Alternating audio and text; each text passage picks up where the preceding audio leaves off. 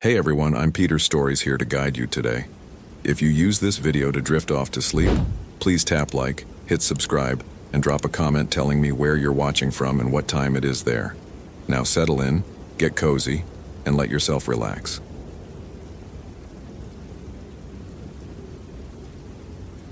The morning air cut cold across Emma's face as she completed her third mile on the northern trail system of Cascade Peak National Forest.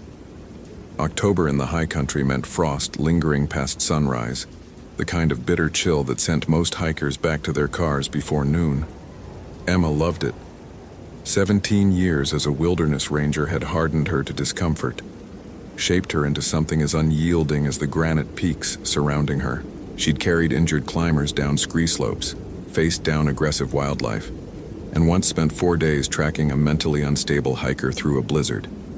Fear wasn't something Emma entertained anymore.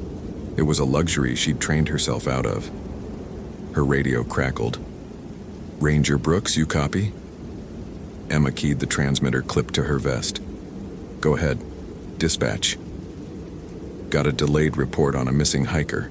26-year-old female, Mia Patterson. Last seen 3 days ago heading toward the Thornwood Junction area. Vehicle still in the North Trailhead lot. Family just filed the report this morning." 3 days. Emma's jaw tightened. The temperature had dropped below freezing every night this week. "I'm 40 minutes from Thornwood, heading there now." "Copy that. SAR team is being assembled but won't be mobilized until this afternoon. Your eyes on for now." Emma increased her pace, her boots finding purchase on the rocky trail with practiced efficiency. She'd worked enough missing person cases to know the statistics.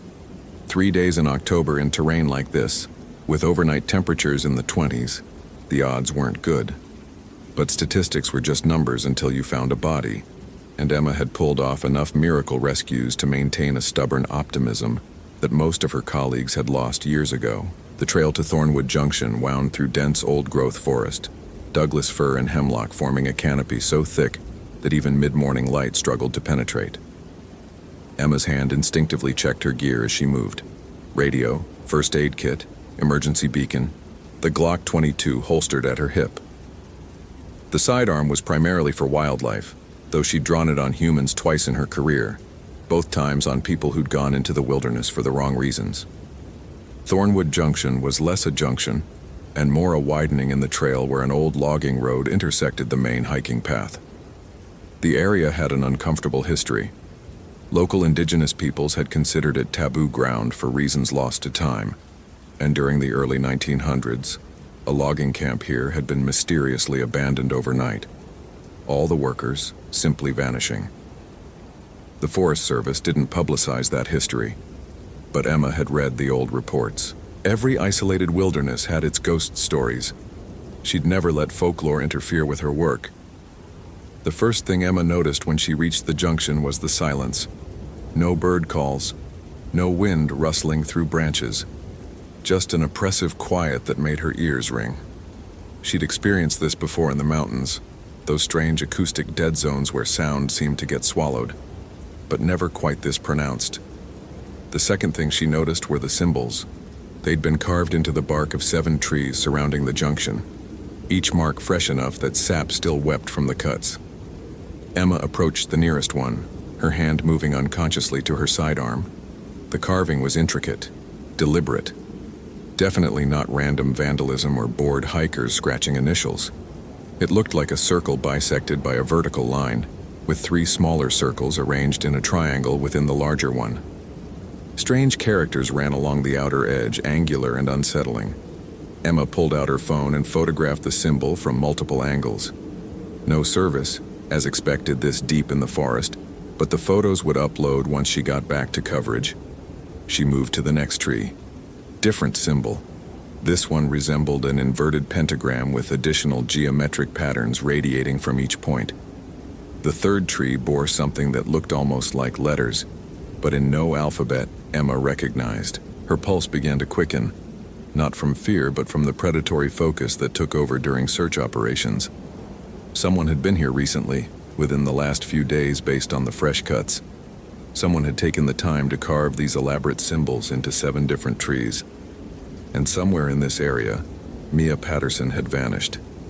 Emma circled the junction methodically, her eyes scanning the ground. The trail here was mostly rock and hard-packed dirt. Not ideal for tracks, but she'd learned to spot disturbances most people missed. There, a scuff mark on a stone, the distinctive tread of a hiking boot. And there, barely visible, a few strands of dark hair caught on a low branch. She bagged the hair sample and continued her search pattern, moving in expanding circles from the junction. 50 yards out, she found the first piece of clothing. A gray fleece jacket, women's medium, still damp from morning dew. Emma's stomach tightened as she examined it. No tears, no blood. It had been removed, not torn off during a struggle or animal attack. Removed and left folded on a flat rock. 20 yards further, she found a hiking boot, then its mate another 30 yards along, then socks, then a shirt, a trail of discarded clothing leading deeper into the forest, away from any marked path. Emma keyed her radio. "Dispatch, I've got evidence of our missing hiker at Thornwood Junction. Possible disorientation or hypothermia. Clothing discarded in a trail pattern. I'm following the track, but this is getting weird. Also found some concerning vandalism, elaborate carvings on trees. Might be dealing with something more than a lost hiker." Static crackled back. "Copy. Interference. Say our team. Hours out. Discretion. Repeat. You're breaking up." More static, then nothing. Emma checked her radio. Full battery, antenna intact. These units had a range of 20 miles in open terrain. She should have clear communication with dispatch from here. She was about to try again when she heard it. A low sound, almost below the threshold of hearing. A rhythmic chanting, distant but unmistakable. Human voices speaking in unison, the words foreign and guttural. Every instinct Emma had developed over 17 years screamed at her to wait for backup, but somewhere ahead, possibly hypothermic and disoriented, was Mia Patterson. And Emma had never walked away from someone who needed help. She drew her sidearm and moved toward the sound. The chanting grew louder as Emma pushed through increasingly dense undergrowth. Branches scraped at her jacket, and more than once she had to duck under fallen logs that formed natural barriers. This part of the forest felt wrong somehow.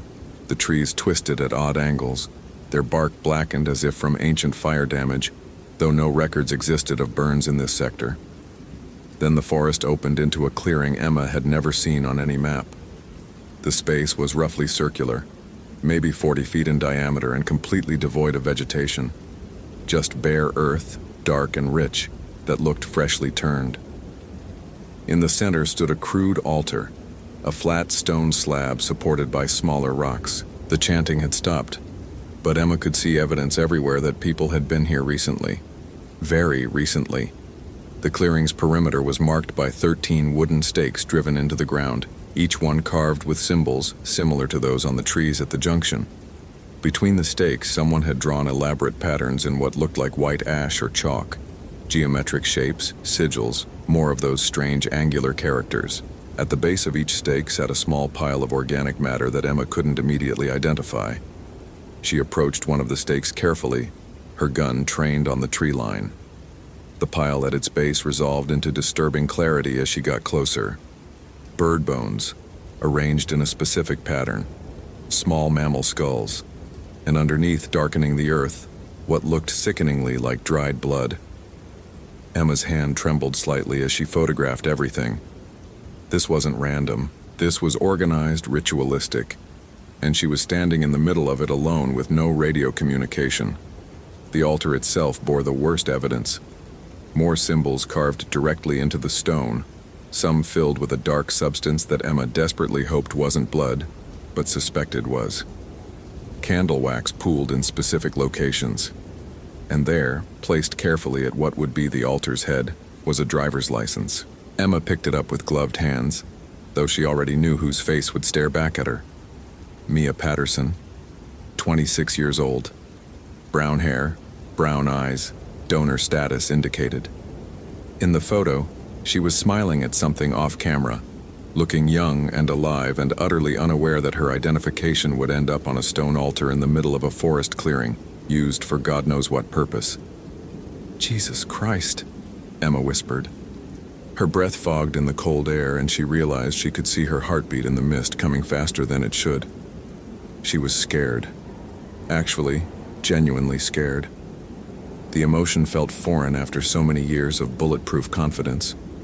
She tried the radio again. Nothing but static. A branch cracked in the forest behind her.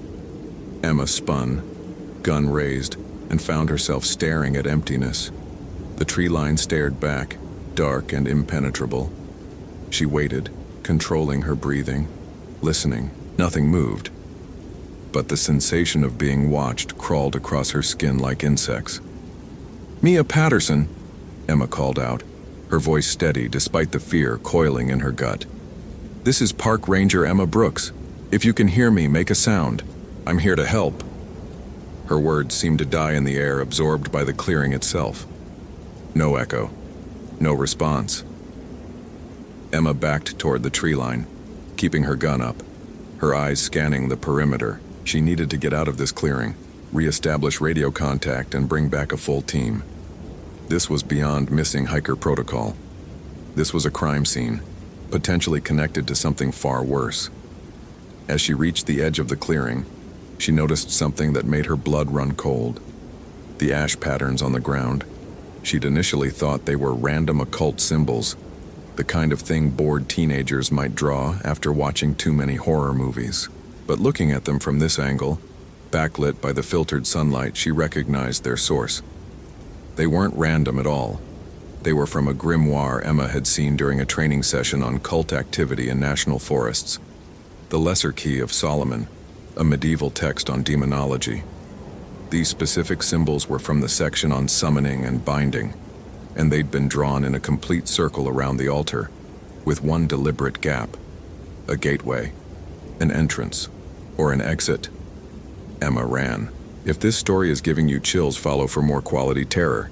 Could you survive in Emma's place?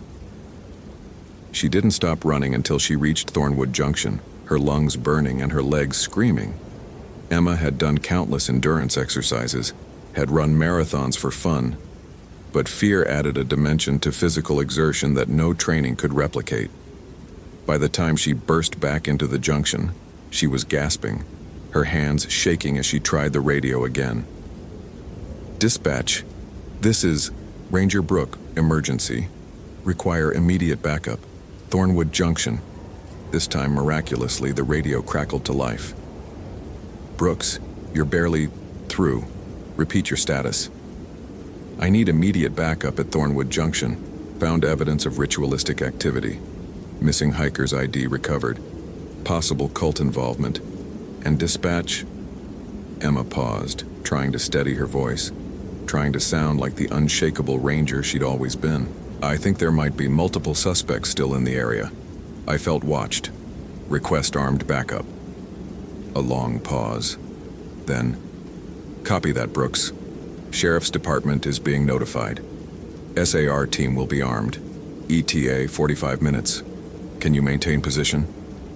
Emma looked around the junction at the carved symbols bleeding sap, at the oppressive silence of the forest. 45 minutes suddenly seemed like an eternity. "Affirmative. I'll hold position and keep the area secure." "Stay safe, Brooks. Backup is coming." The radio clicked off, leaving Emma alone with the silence. She positioned herself with her back to a large boulder that gave her a clear view of all approach paths. Her gun rested in her lap, and she kept her finger near the trigger guard. The afternoon sun filtered through the canopy at a sharp angle now, creating long shadows that seemed to move independently of the trees that cast them. Emma tried to organize her thoughts, to process what she'd found in a rational framework. Someone had taken Mia Patterson. Multiple someones, based on the scale of the ritual site. They'd brought her to that clearing and performed some kind of ceremony. Whether Mia was alive or dead, whether this was the work of an unhinged cult or something even worse, those were questions for the investigation team. But Emma couldn't shake the feeling that she'd seen something in that clearing beyond just physical evidence. The way the air had felt, thick and wrong. The way sound had died. The complete absence of any animal life. And those symbols from the Lesser Key. She'd seen them in a PowerPoint presentation about cult activity, accompanied by a lecture from an FBI agent who dealt with several ritual murder cases. The agent had been very clear. People who used these symbols seriously, who actually believed in them, were extremely dangerous. "They think they're summoning demons," the agent had said, his tone caught between clinical detachment and something darker. "And whether demons are real or not doesn't matter. What matters is these people believe, and belief makes them capable of horrific acts." A sound pulled Emma from her thoughts. Footsteps, multiple people moving through the forest with surprising stealth. Emma stood, raising her weapon. "Park Ranger, identify yourselves." 3 figures emerged from the tree line, all wearing dark clothing and backpacks. 2 men and a woman, all in their 30s or 40s, all with that particular intensity Emma had learned to recognize in people who'd spent too long in isolation. The woman stepped forward, her hands visible and empty. "Ranger Brooks?" She smiled, but it didn't reach her eyes. "We heard you calling for someone earlier. Are you looking for a lost hiker?" Emma kept her gun trained on them, noting the way the 2 men had spread out slightly, creating a triangular formation. "I'm going to need to see some identification, and you need to tell me what you're doing in this area." "Of course." The woman reached slowly for her pocket, pulling out a driver's license. "My name is Sarah Whitmore. These are my brothers Daniel and Marcus. We're hikers, been camping in the northern sector for the past week. We heard there was someone missing?" Emma examined the license while keeping the 3 of them in her peripheral vision. "Oregon driver's license, Sarah Ann Whitmore, address in Portland." It looked legitimate. "You're a long way from any established campsite. Where exactly have you been staying?" "Backcountry camping. We have permits." Daniel spoke up, his voice oddly flat. "We can show you if you need to see them." "I do." Emma kept her tone professional, authoritative. Something about these 3 set off every alarm bell in her head, but she couldn't articulate exactly what. They weren't overtly threatening, they were cooperating.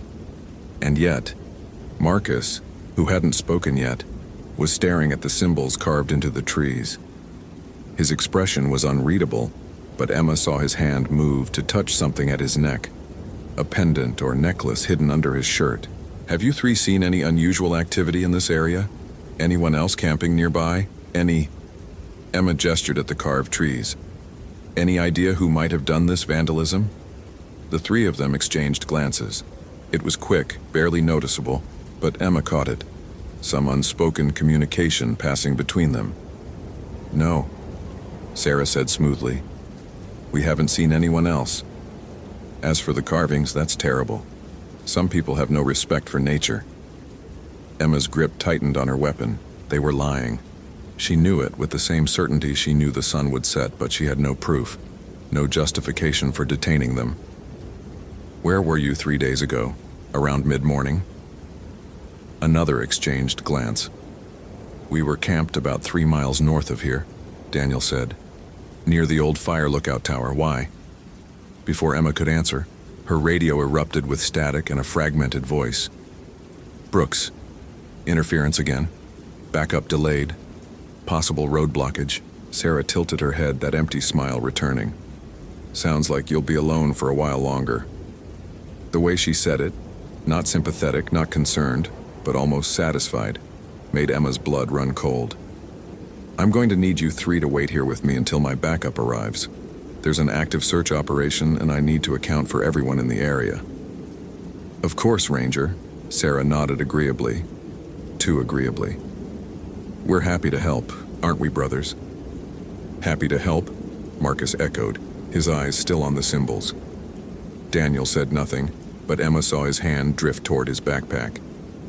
"Keep your hands where I can see them." Emma's voice cracked like a whip. "All of you. Hands visible. Now." They complied, but the atmosphere had shifted. The pretense of friendly hikers had evaporated, leaving something darker underneath. "You found the clearing, didn't you?" Marcus spoke for the first time, his voice carrying an odd reverence. "You saw the circle of Zhao Huan?" Emma's finger moved to her trigger. "I don't know what you're talking about. What I found was evidence of criminal activity, which makes you 3 persons of interest in an active investigation." Sarah laughed, a sound like wind through dead branches. Criminal activity. Is that what they're calling it in your world? Ranger Brooks, you have no idea what you've stumbled into. No idea what you've interrupted. Where is Mia Patterson? Emma demanded, her gun now trained directly on Sarah's center mass. What did you do to her? Do? Sarah's head tilted at an unnatural angle. We gave her a gift. We gave her transcendence. We gave her to something far greater than your limited understanding can comprehend. Daniel took a step forward. Emma immediately shifted her aim to him. Don't move, I will shoot. You won't. His confidence was absolute. Because you're curious now, aren't you? You're wondering if what you felt in that clearing was real. You're wondering why your radio doesn't work properly here. You're wondering why the forest is so quiet. Emma's hands were shaking now, her 17 years of experience and unshakable confidence crumbling in the face of something she couldn't categorize. Get on the ground, all of you. Hands behind your heads now. None of them moved. The ritual is almost complete, Marcus said, pulling the pendant from beneath his shirt. It was a symbol Emma recognized from the clearing, one of the sigils from the Lesser Key. The convergence begins at sunset. The gate will open fully, and what comes through will reshape this entire forest. You should feel honored, Ranger Brooks. You'll be among the first to witness the return. Return of what? The words escaped before Emma could stop them. Sarah's smile widened, showing too many teeth. Paimon, the king, we've been preparing for years, gathering what was needed. Mia Patterson was the final offering. Her fear, her pain, her life force, all freely given to open the gate. And now the king will cross over and we will be rewarded for our faith. Emma's mind reeled. Paimon, she recognized the name from that FBI lecture. One of the 8 kings of hell according to medieval demonology, commanding legions of demons. The grimoire had specific rituals for summoning him, rituals that required human sacrifice. You're insane, Emma whispered. We're enlightened, Sarah corrected. And you're in our circle now, Ranger. You entered it when you walked through our clearing. You crossed the threshold. You're marked. As if on cue, Emma felt something on her left forearm begin to burn. She glanced down and nearly dropped her weapon. There on her skin was a symbol, the same inverted pentagram she'd seen carved into the trees at the junction. It glowed faintly red, as if drawn in fresh blood, though she could see nothing on her jacket sleeve. What did you do to me? Emma's voice broke, fear finally overwhelming training. Nothing you didn't do to yourself. Marcus stepped closer, and Emma realized she'd lowered her gun slightly. She forced it back up, but her arms felt weak. You walked the path, you touched the altar, you picked up the offering. The king has seen you now, has marked you. When the gate opens at sunset, you'll be called through whether you want to go or not. Emma's radio crackled again, but this time the voice that came through wasn't dispatch. It was Mia Patterson. Emma Brooks. Help me. I'm still alive. They're keeping me alive. Please. The pain. They're doing things. Unspeakable things. The chanting never stops. Emma, please. Before sunset. Before he comes through. Please. The voice dissolved into screaming and then static. Emma stared at her radio in horror. That's impossible. This frequency is encrypted. How did you... We didn't do anything, Sarah said softly. That's the king's voice. He can speak through any vessel, any medium. He wants you to understand. He wants you to come willingly. Where is she? Emma's voice shook with rage and terror. Where are you keeping Mia? She's in the place between, Daniel answered. Half in your world, half in his. Suffering in ways your mind couldn't process without breaking. But if you come back to the clearing before sunset, if you participate in the completion ritual, we can end her suffering quickly, humanely. It's a mercy we're offering. Emma's mind raced, trying to find purchase on something rational, something that made sense. This couldn't be real. It was mass delusion. Cult psychology, shared psychosis. The symbol on her arm was a hallucination, stress-induced. The voice on the radio was a trick, a recording, something technical she didn't understand. But another part of her, a part she'd spent her entire adult life suppressing, knew the truth. The clearing had been real. The wrongness she'd felt had been real. And somewhere in this forest, Mia Patterson was experiencing something worse than death while Emma stood here trying to rationalize the irrational. "You have until sunset," Sarah said, backing toward the tree line with her brothers. 3 hours. Come to the clearing alone, participate in the completion. Save Mia from prolonged agony. Refuse and she'll scream until the king fully manifests. After that, she smiled. After that, nothing in this forest will ever be the same. Including you, Ranger Brooks, you're marked. You'll feel him calling. And eventually you'll answer. The three of them melted into the forest with unnatural speed, and Emma was alone again. She immediately tried her radio. Dead static. She checked her phone. No signal, and the screen was acting strange, symbols flickering across it that looked disturbingly familiar. The GPS was spinning uselessly, unable to lock onto satellites. Emma looked at her forearm. The symbol was still there, glowing faintly beneath her sleeve. She rolled up the fabric with trembling hands. Her skin was unmarked. No burns, no cuts, nothing. But she could still see the symbol, hovering just above her flesh like a brand visible only to her. Backup was delayed. She was alone. She had 3 hours until sunset. And somewhere in this forest, Mia Patterson was being tortured in the name of summoning a medieval demon that couldn't possibly exist. Emma sat down hard on the boulder, her gun resting across her knees. And for the first time in 17 years, she allowed herself to acknowledge what she was feeling.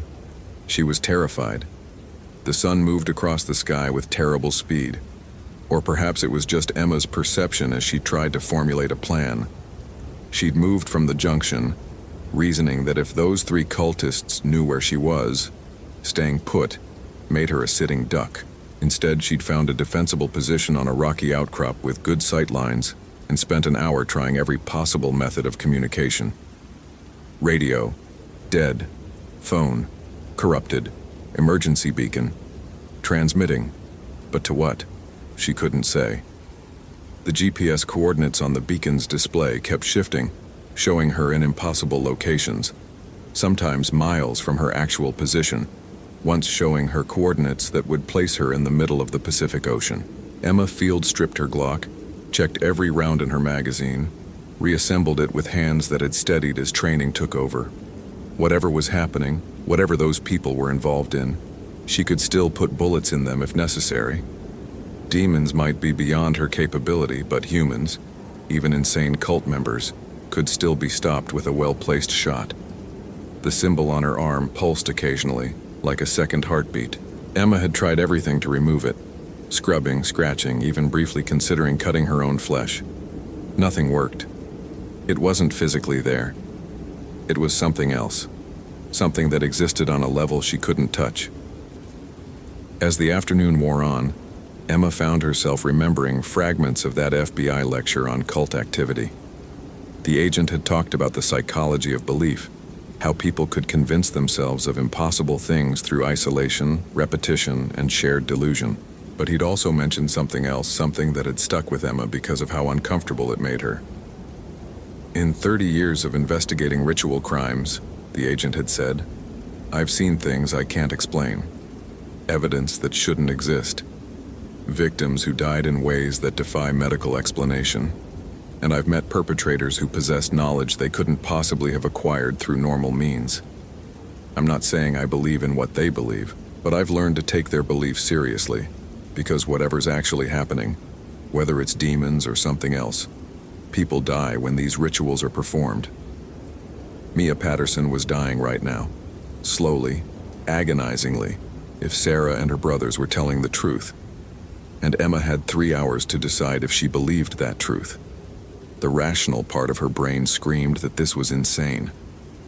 Going back to that clearing alone, Walking into a situation where multiple suspects had already demonstrated hostility without backup or support, it violated every protocol she'd ever learned. She should stay here, wait for help, let trained law enforcement handle it.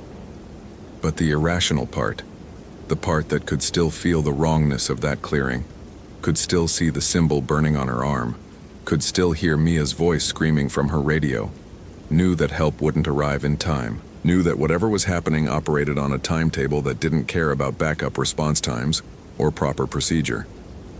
Emma checked her watch. 2 hours until sunset. She stood, holstered her weapon, and started moving toward the clearing. The forest had changed. Emma noticed it immediately. Where before it had been silent, now it was worse than silent. It was expectant. The trees seemed to lean inward, their branches forming archways that guided her along a path she didn't consciously remember. Symbols carved into bark glowed faintly in the dimming light. Not carved when she'd passed through before, but present now, multiplying as she got closer to her destination. The mark on her arm burned hotter with each step, a compass pointing her towards something she didn't want to find. Emma's hand stayed near her weapon, but she knew with growing certainty that bullets wouldn't help her. Not against what awaited in the clearing, not against something that could carve symbols into trees instantaneously, that could speak through encrypted radio frequencies, that could mark human flesh without touching it. The chanting started again when Emma was still 50 yards from the clearing. Multiple voices, at least a dozen, reciting words in a language that hurt to hear. Latin, she thought, but corrupted somehow. Wrong Latin, dead Latin. The words of a language that should have stayed buried in medieval grimoires. She broke through the tree line and stopped. The clearing was filled with people, at least 15 of them, all wearing dark robes, all arranged in specific positions around the altar. Sarah, Daniel, and Marcus stood at the head, their faces painted with symbols in ash and blood. Candles burned at every stake, their flames an unnatural purple color. The ash patterns on the ground glowed with the same sickly light, and on the altar, spread-eagled and bound with silver chains, was Mia Patterson. She was alive. Barely. Her body was covered in cuts arranged in geometric patterns, symbols carved into her flesh with surgical precision. Her eyes were open but unfocused, her mouth moving in silent screams or prayers. Emma couldn't tell which. "Ranger Brooks!" Sarah's voice rang out, somehow audible over the chanting without increasing in volume. "You came, I knew you would. The king called and you answered. You're wiser than you appear." Emma drew her weapon, aiming at Sarah's head. "Let her go, now. End this insanity before people die." Sarah laughed. "People die every day, Ranger.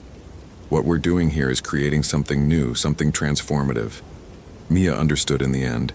She stopped screaming hours ago. Now she just waits for transcendence. She's in shock. She's dying. Emma's voice cracked. "Whatever you think you're accomplishing here, it's murder. It's just murder dressed up in occult bullshit." "Is it?" Marcus stepped forward, holding what looked like an ancient book, its pages yellowed with age. The Lesser Key of Solomon, 15th century, one of only 7 complete copies in existence. The ritual for summoning King Paimon is very specific. It requires the proper symbols, the proper words, the proper sacrifice, and the proper time. He glanced at the sky where the sun was now touching the horizon. "We have perhaps 20 minutes until full sunset. The gate is already opening. Can't you feel it?" Emma could. That was the worst part. She could feel something in the clearing, a pressure building like the air before a thunderstorm. Reality itself seemed to thin around them, becoming translucent. Through the gaps she could see things. Shadows that moved independently, geometries that hurt her eyes, colors that didn't exist in normal spectrum. "You don't have to participate," Sarah said, her voice almost kind. "You can simply watch. Witness the return of a king. But if you try to interfere..." She gestured, and 2 of the robed figures stepped forward. Both held machetes. "We will defend our sacred work." Emma's mind raced. She had 17 rounds in her pistol, 15 cultists, plus Sarah and her brothers. She was outnumbered, outpositioned. And even if she could take down Sarah and the brothers, the others would overwhelm her in seconds. But on the altar, Mia's eyes found hers. There was nothing left in them but pleading. Not for rescue. Emma could see Mia was beyond that. But for release. For the mercy of a quick death. Emma had never shot an unarmed person. Never even imagined she could. But looking at Mia's ruined body, at the suffering carved into every inch of her flesh, Emma understood that sometimes mercy looked like violence. She adjusted her aim, pointing at Mia's head. "Don't," Marcus said quietly. "If you kill her before the ritual completes, the gate will collapse incompletely. The king will be trapped between worlds. His rage will be infinite, and you, Ranger Brooks, marked as you are, will become his focus. He'll drag you through the collapsing gate, into the space between, and you'll exist there forever in agony that makes Mia's suffering look like a pleasant dream." Emma's hand shook. "You're bluffing." "Am I?"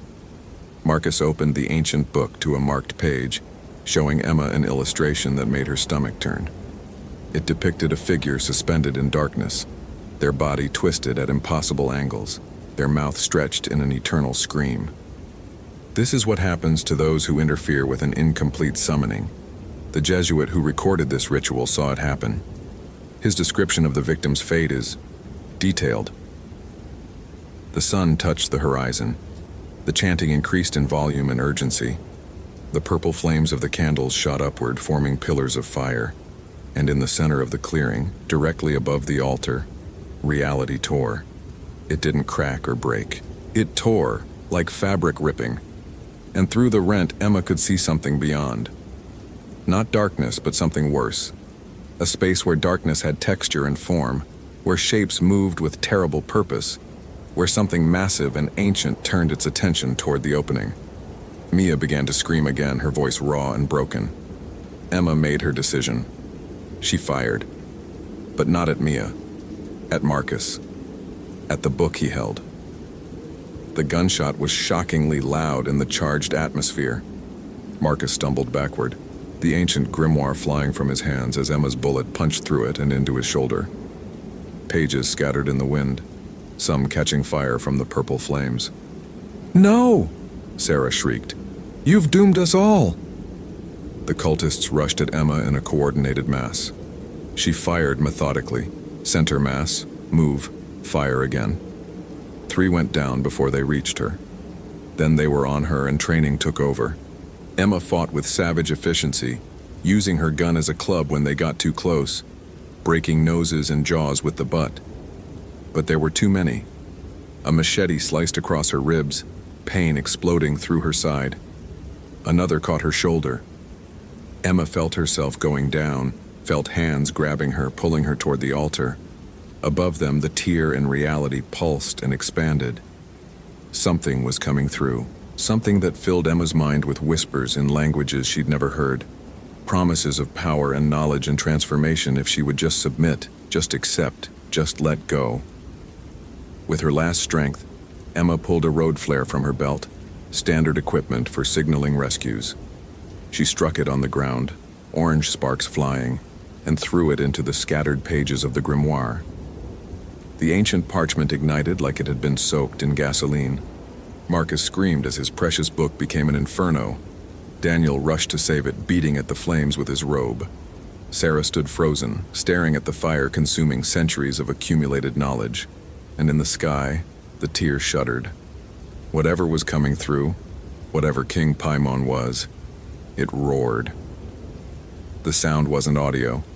It was sensation, vibration, a fundamental frequency that made Emma's bones ache and her teeth feel loose in her skull.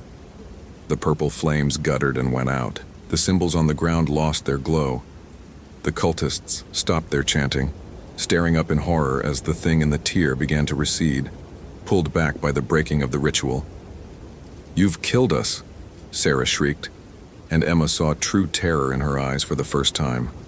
"He'll punish us for this failure. He'll make us suffer for eternity." The tear snapped shut with a sound like thunder.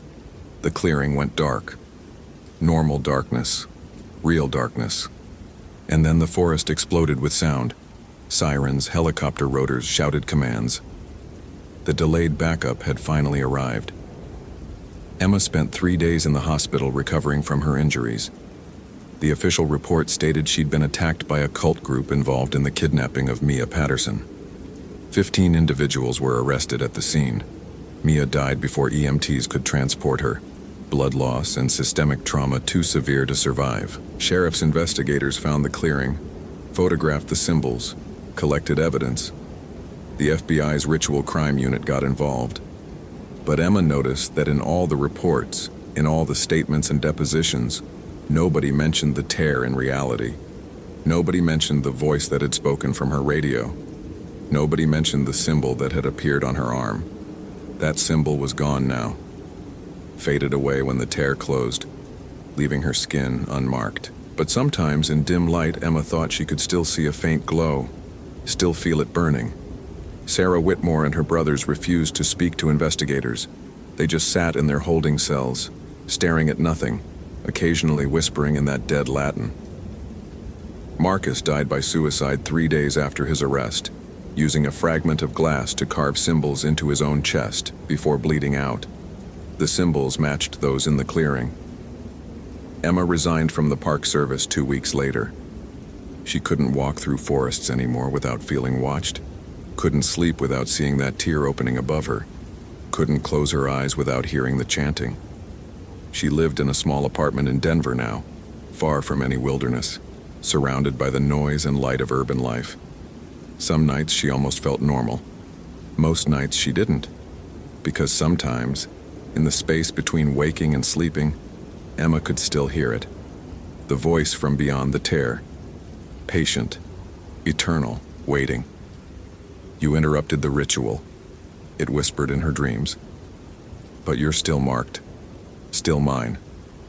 And I am patient, Emma Brooks. Gates can be opened again. Rituals can be completed. And next time, there will be no books to burn, no backup to save you. Next time you'll come willingly. Because now you know. You know what waits beyond. And knowledge is its own curse." Emma would wake gasping, checking her arm for symbols, finding nothing but clean skin and faint scars. But she knew the voice was right. She'd seen beyond the veil.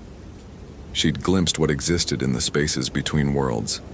And that knowledge had broken something fundamental in her, something that 17 years of wilderness experience and unshakable confidence couldn't repair. She was no longer fearless Emma Brooks, the ranger who faced down bears and storms without flinching. She was just Emma now, marked and broken and waiting for a second summoning she knew would eventually come, because in her heart, in the deepest part of herself she didn't want to acknowledge, Emma understood a terrible truth. Some gates, once opened even partially, never fully close. And some things once seen, never stop watching back. The Lesser Key of Solomon had been destroyed, but there were 6 other complete copies in the world. 6 other paths to the same destination. And Emma knew, with the certainty of the damned, that Sarah's cult had merely been the first. Somewhere out there, other believers were gathering. Other rituals were being planned. Other clearings were being prepared. And when the next gate opened, Emma would feel it, would be called to it, would stand once again at the threshold between worlds, marked and broken and terrified. But this time she wouldn't have a flare to throw. This time, she might not want to resist at all. Hope you felt real chills. If you appreciate genuine horror, consider following. Which moment scared you most?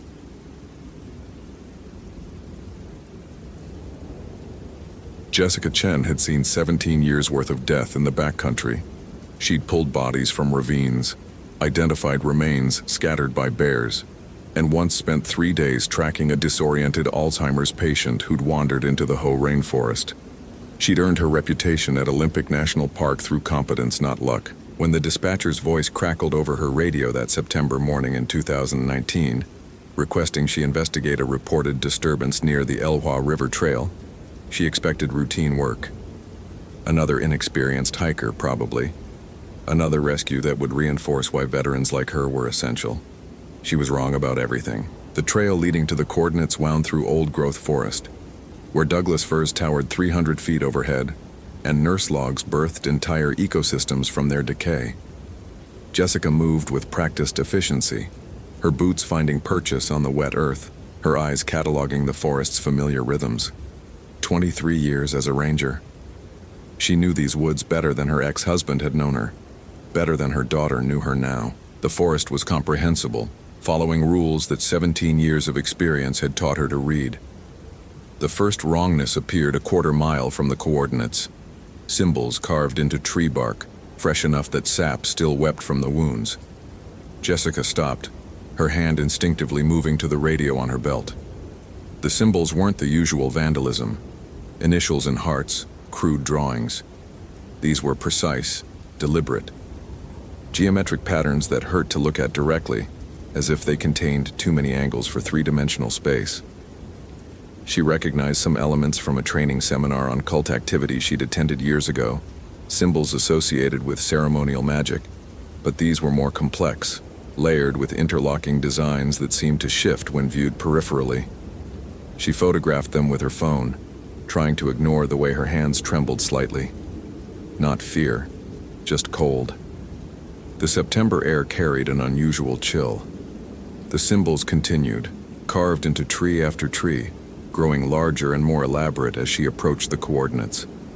Jessica's breathing quickened despite herself. In 17 years, she'd never seen anything like this. The carvings formed a trail, deliberate breadcrumbs leading deeper into the forest, away from established paths. She should call it in. Protocol dictated reporting unusual activity, especially cult-related vandalism, but Jessica Chen hadn't become the most respected ranger in Olympic by following protocol when her instincts said otherwise. And her instincts, honed by nearly 2 decades, said this was connected to Lauren Whitmore. Lauren, 24, botany graduate student from the University of Washington, reported missing 3 days ago after failing to return from a solo research trip cataloging moss species. Jessica had been part of the search team, had studied Lauren's planned route, had assured the tearful parents that their daughter probably just lost track of time, got turned around, that they'd find her. But they hadn't found her. And now Jessica was looking at symbols that suggested Lauren's disappearance wasn't the simple case of a lost hiker that Jessica's experience had diagnosed. The trees opened into a small clearing she didn't remember from any map, impossible given her knowledge of this section. Jessica had hiked every square mile of this district. This clearing shouldn't exist. The ground was scorched in a perfect circle, 20 feet in diameter. No recent wildfire had been reported in this area. The burning looked recent. She could still smell it acrid and wrong, carrying an undertone like burnt copper, and something else. Something organic that made her stomach clench. In the center of the circle stood a structure that made Jessica's confident stride falter. 7 wooden posts, each 10 feet tall, arranged in a heptagon. Atop each post sat a human skull, and even from 30 feet away, Jessica could see they were old, the bone yellowed and weathered. Hanging between the posts were objects she couldn't immediately identify. Bundles of sticks, cloth that might have been clothing, what looked like leather pouches decorated with feathers and beadwork. And symbols, God, so many symbols.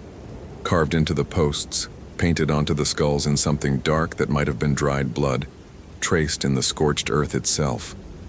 The same impossible geometry she'd seen on the trees, but here they covered every surface, overlapping and interweaving until the entire structure seemed to pulse with malevolent intent. Jessica's radio should work here.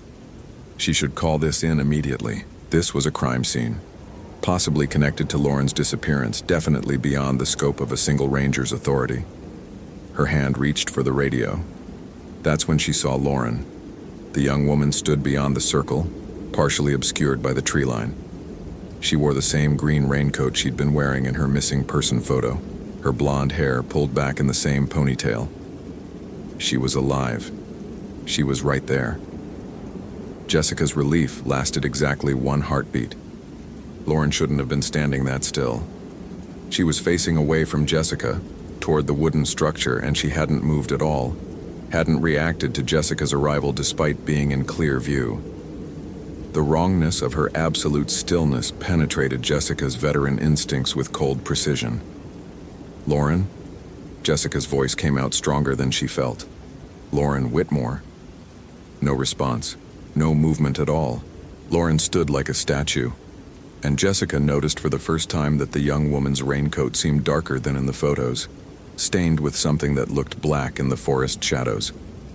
Jessica moved forward, every instinct screaming at her to stop, to call for backup, to retreat and return with a full team.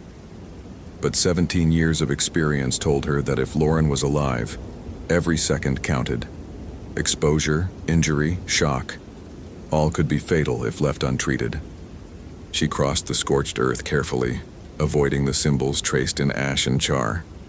The smell intensified, that burnt copper scent mixing with decay and something else, something that reminded her of the one time she'd visited a slaughterhouse as part of an agricultural education program in high school. The memory made her gag. "Lauren, I'm Ranger Chen. I'm here to help you. Are you injured?" Still no response. Jessica was 10 feet away now, close enough to see that Lauren's hands hung at her sides perfectly still, fingers slightly curled. Close enough to see that the stains on her raincoat were indeed dark, spreading from her midsection in patterns that looked sickeningly like arterial spray. "Lauren?" Jessica reached out, her hand touching the young woman's shoulder. Lauren turned. What Jessica saw in that instant would fracture every certainty she'd built over 17 years. Lauren's face was there, recognizable from the photos, but wrong in ways that violated basic biology. Her skin had gone the color of old paper, stretched too tight over bones that seemed to have shifted beneath, creating angles that human skulls shouldn't possess. Her eyes were open, but they didn't reflect light properly. They seemed to absorb it, creating voids in her face that Jessica's brain struggled to process. But it was Lauren's smile that broke something fundamental in Jessica's understanding of reality. The young woman's mouth stretched too wide, revealing teeth that were too numerous, too sharp, arranged in rows that continued back into darkness that couldn't physically fit inside a human skull. And when Lauren spoke, her voice came from somewhere else, somewhere not contained by her body, reverberating from the trees themselves, from the ground, from inside Jessica's own chest. "We've been waiting for you, Jessica Chen." Jessica stumbled backward, her hand fumbling for her sidearm. Her fingers found only air. She'd left her weapon in her truck, never expecting to need it for a simple investigation. Stupid. So fucking stupid. But in 17 years, she'd never needed. Lauren moved, and physics bent around her. She didn't walk so much as reality adjusted to place her closer, telescoping the distance between them without crossing the space in between. Jessica's mind recoiled from the impossibility, even as her body triggered her training, making her turn, making her run. She made it 3 steps before her boot caught on something that hadn't been there a moment before. A root, a branch, something. Jessica sprawled forward, her hands shooting out to catch herself. She hit the scorched earth hard, her palms scraping against rough ground, her momentum carrying her into a tumbling roll that ended with her back against one of the wooden posts. The skull atop the post looked down at her with empty sockets, and Jessica could have sworn, no, she was certain, she saw movement in those voids, something crawling in the darkness behind the bone. "Get up." The voice came from behind her, multiple speakers creating a chorus. Not Lauren's voice anymore, if it ever had been. This was older, layered, speaking English with an accent that predated the language. "Stand and witness." Jessica struggled to her feet, her ranger training warring with the primal terror flooding her nervous system. Her radio. She needed to reach her radio, call for help, warn others to stay away from this place that couldn't exist. Her hand found the device on her belt. Dead. The power light was off, even though she'd checked it that morning, even though the battery had been fully charged. She pressed the power button repeatedly, frantically. Nothing. "The boundaries are drawn, Jessica Chen." The voice continued, and now she could see shapes moving in her peripheral vision, figures emerging from between the trees. Human shapes, but wrong, like Lauren was wrong, moving in that reality-bending way that made Jessica's eyes water. You crossed them when you entered the circle, the consecrated ground, the place where thin barriers grow thinner still. There were 7 of them now, arranged around the circle's perimeter, all wearing the same dark robes that seemed to absorb light. Jessica could make out faces beneath hoods, men and women various ages, all sharing that same stretched skin appearance, those same light-absorbing eyes. One of them held a book, ancient leather binding decorated with more of those impossible symbols. Another carried a silver bowl that steamed in the cold air, the vapor rising in patterns too organized to be natural. The figure holding the book spoke, and Jessica recognized the voice as the one that had come from Lauren's violated form. 17 years you have walked these woods, Jessica Chen. 17 years of confidence, of certainty, of understanding. All illusion. All ignorance of what truly dwells in the deep places. What did you do to Lauren? Jessica's voice came out steadier than she expected, Ranger authority reasserting itself through the terror. Where is she? Lauren Whitmore serves a greater purpose now. The figure opened the book, revealing pages covered in handwritten text, Latin mixed with other languages Jessica didn't recognize, interspersed with diagrams and symbols. She was chosen, marked, prepared, as you have been prepared, though you did not know it. I don't know what the hell you're talking about. Jessica's hand moved slowly toward her belt, toward the knife she carried. But I'm a federal law enforcement officer, and you're all under arrest for kidnapping, assault. The laughter that interrupted her came from all 7 figures simultaneously, a sound that made the air vibrate. Federal law. The words dripped with contempt. The laws of men. Do you truly believe such things hold dominion here? In this place we have consecrated with blood and will? We follow older laws, Jessica Chen. Laws written in the lesser key, in the Grimorium Verum, in texts your civilization has forgotten or suppressed. We are the Ordinus Nigri Solis, the Order of the Black Sun, and we have been operating in these woods for 73 years, undetected by rangers like you who walk in daylight ignorance. Jessica's knife was in her hand now, though she had no illusion it would be effective against whatever these people had become. If you've been here 73 years, others must know about you. You can't just... Others did know. Another figure spoke, this one's voice carrying a female timbre beneath the unnatural resonance. Rangers who grew too curious as you have grown curious. Hikers who wandered into sacred spaces. Researchers who asked too many questions. All of them served their purpose as Lauren serves hers now, as you will serve yours. The figure with the book began reading, Latin phrases that Jessica's college courses allowed her to partially understand. Something about gates and thresholds, about names that predated human language, about sacrifices and manifestations. The other robed figures joined in, creating a chant that made the air itself feel heavy, oppressive. The symbols carved into the posts began to glow with a dull red light that didn't illuminate so much as make the surrounding darkness deeper. Jessica's skin crawled, every hair on her body standing up as if in an electrical field. The temperature dropped rapidly, her breath suddenly visible, frost forming on the ground despite it being September. You need to stop this. Jessica forced authority into her voice, the authority of 17 years of making people listen, making them obey. Stop this right now, or what? The lead figure closed the book, and when he pulled back his hood, Jessica saw a face that might have been handsome before whatever transformation had claimed it. He looked about 60, his gray hair neatly trimmed, his clothes beneath the robe expensive. Professional. He could have been a lawyer, a businessman, a university professor. Will you arrest us, Ranger Chen? Will you call for backup on your dead radio? Will you fight 7 acolytes who have sacrificed flesh and sanity for powers your mind cannot comprehend? He stepped forward, crossing the scorched boundary, moving toward Jessica with that disturbing, telescoping movement. We are not your enemies, Jessica. We are your opportunity. Your chance to transcend the limitations of ignorant mortality. Lauren understood in her final moments. She embraced her transformation, her integration into something greater. She's dead. The words came out flat, certain. Jessica had seen too many bodies to mistake the signs. Death is such a limited concept, the man smiled, revealing teeth that were becoming more numerous even as Jessica watched, his jaw distending slightly to accommodate them. Lauren exists now in service to Baal, the first and most powerful king listed in the Ars Goetia. Through her sacrifice, properly prepared according to the ancient formulas, Baal manifests more fully in this realm. And through your sacrifice, prepared over 17 years of unknowing consecration, he will manifest completely. Jessica's mind raced, processing information through the filter of terror. 17 years. She'd been here 17 years.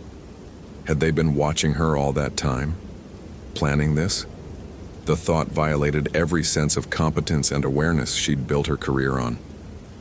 "I've been working this park for nearly 2 decades, she said, buying time, her eyes scanning for escape routes even though she knew running was futile. "I would have noticed. Would you?" Another figure spoke, stepping forward. This one was younger, maybe mid-30s, with the remnants of what might have been attractive features before transformation. "You investigated the disappearance of Marcus Chen in 2007. Your investigation concluded he fell from Eagle's Point." Jessica's blood went cold. Marcus Chen. No relation, despite the shared surname. A day hiker who'd vanished, his body found 3 weeks later at the base of a cliff. She'd written the report herself, ruled it an accident. "Marcus was our offering to Paimon," the figure continued. "The ritual required a fall from a great height. Your investigation helped close the case, prevented further scrutiny. You served us even then, though you did not know it." "And Rebecca Morrison in 2013, another voice added, "drowned in Lake Crescent. Your investigation found no foul play. Another offering, another ritual completed under your unknowing protection." Jessica's legs trembled. She remembered Rebecca Morrison, 28, a photographer from Seattle, found floating in the lake, water in her lungs, no signs of struggle. Jessica had been thorough, had interviewed witnesses, had examined the scene. Accidental drowning. That's what her 17 years of experience had told her. How many others? How many deaths had she investigated, ruling them accidents or misadventure, not knowing she was covering for a cult that had been operating under her watch for nearly 2 decades? The lead figure produced something from his robes, a silver knife, the blade engraved with more symbols, the handle wrapped in leather that looked disturbingly like human skin. "We need your blood, Jessica Chen. Your blood, shed willingly or unwillingly, will complete the consecration of this temple." 17 years of unknowing service, culminating in knowing sacrifice. The formula is precise, drawn from the Grimorium Verum itself. The blood of the Guardian, spilled in the sacred circle, on the night when Mars and Saturn align in the house of Scorpio. Jessica looked up involuntarily. Through the canopy she could see the evening sky. 2 bright points of light she now knew were planets, positioned in a way her rational mind said was coincidental, but her gut knew was not. "You've been planning this for years," she whispered, "waiting for the alignment. Waiting for you." The man's smile widened further, impossibly. "You were selected the day you arrived at Olympic, observed, assessed, found worthy. Every year you remained, you became more deeply woven into the fabric of these woods, more suitable for the role you will ultimately play. Some of our order argued for earlier action, but I insisted we wait. Patience is essential in the great work." He raised the knife, and the chanting resumed. All 7 voices joining in a rhythm that made Jessica's heartbeat synchronize despite her will. The symbols on the posts glowed brighter, and now she could see that the light was emanating from inside the skulls themselves, as if something burned within the bone. Jessica gripped her knife, knowing it was inadequate but unable to stand there passively. 17 years. She'd spent 17 years believing she understood these woods, believing she was protecting them, protecting the people who visited them. And all that time, she'd been blind, ignorant, serving purposes she couldn't comprehend. The realization shattered something in her. She'd built her entire identity on competence, on experience, on understanding, and it was all a lie. She'd understood nothing. Lauren's body, or what wore Lauren's body, moved again, positioning itself behind Jessica, cutting off the one escape route that might have existed. Jessica turned, keeping the knife raised, her back to the circle's center now, surrounded. There is no shame in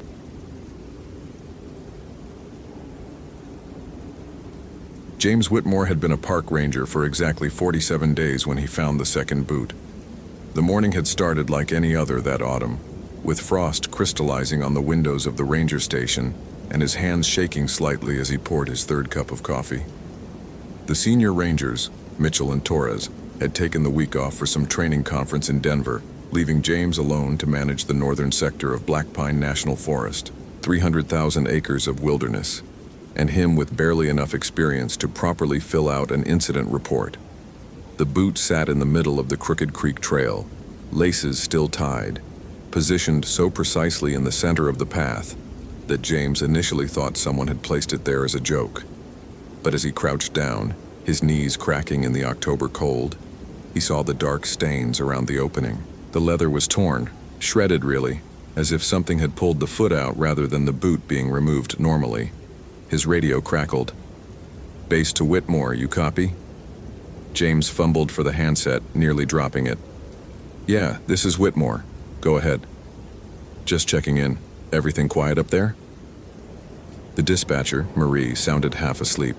He stared at the boot, at the way the morning light caught the tacky, rust-colored residue.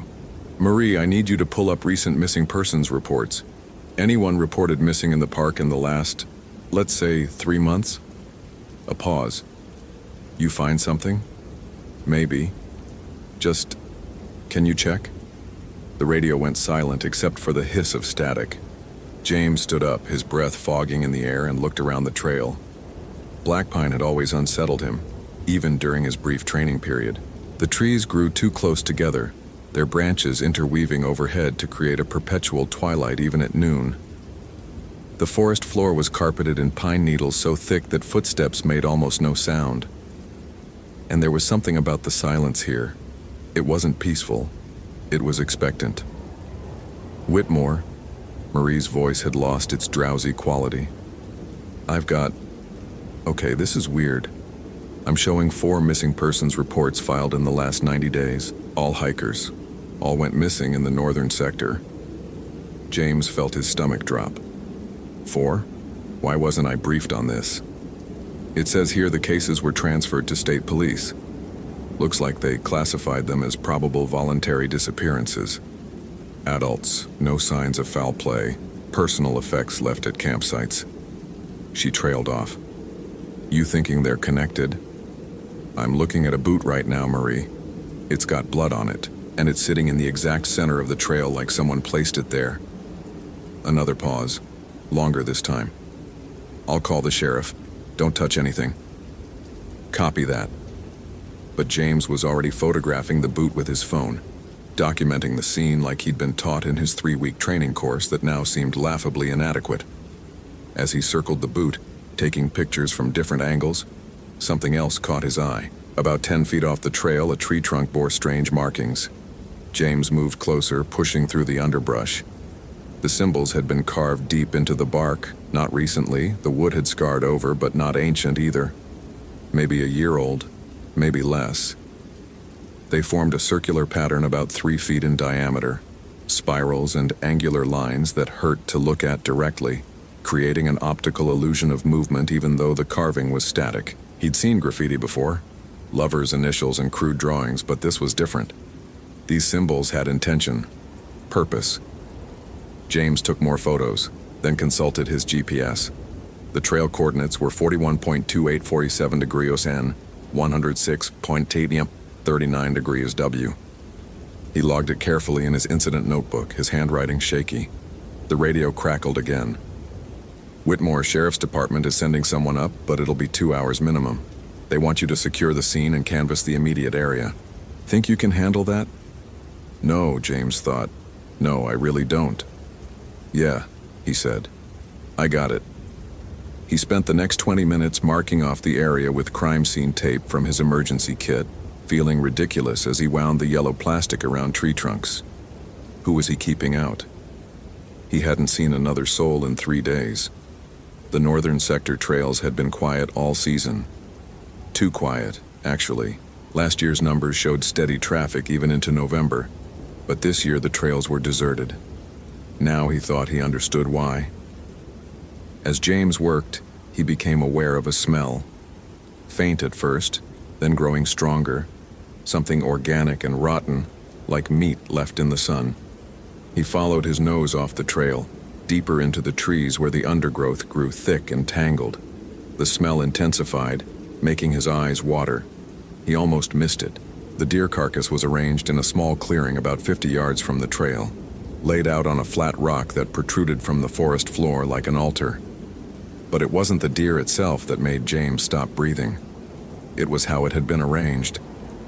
The animal had been systematically dismembered. Each leg was positioned at a cardinal point around the rock, still connected to the body by strips of hide. The rib cage had been pried open, ribs splayed outward like wings. And the head was missing entirely, leaving only a ragged stump of neck.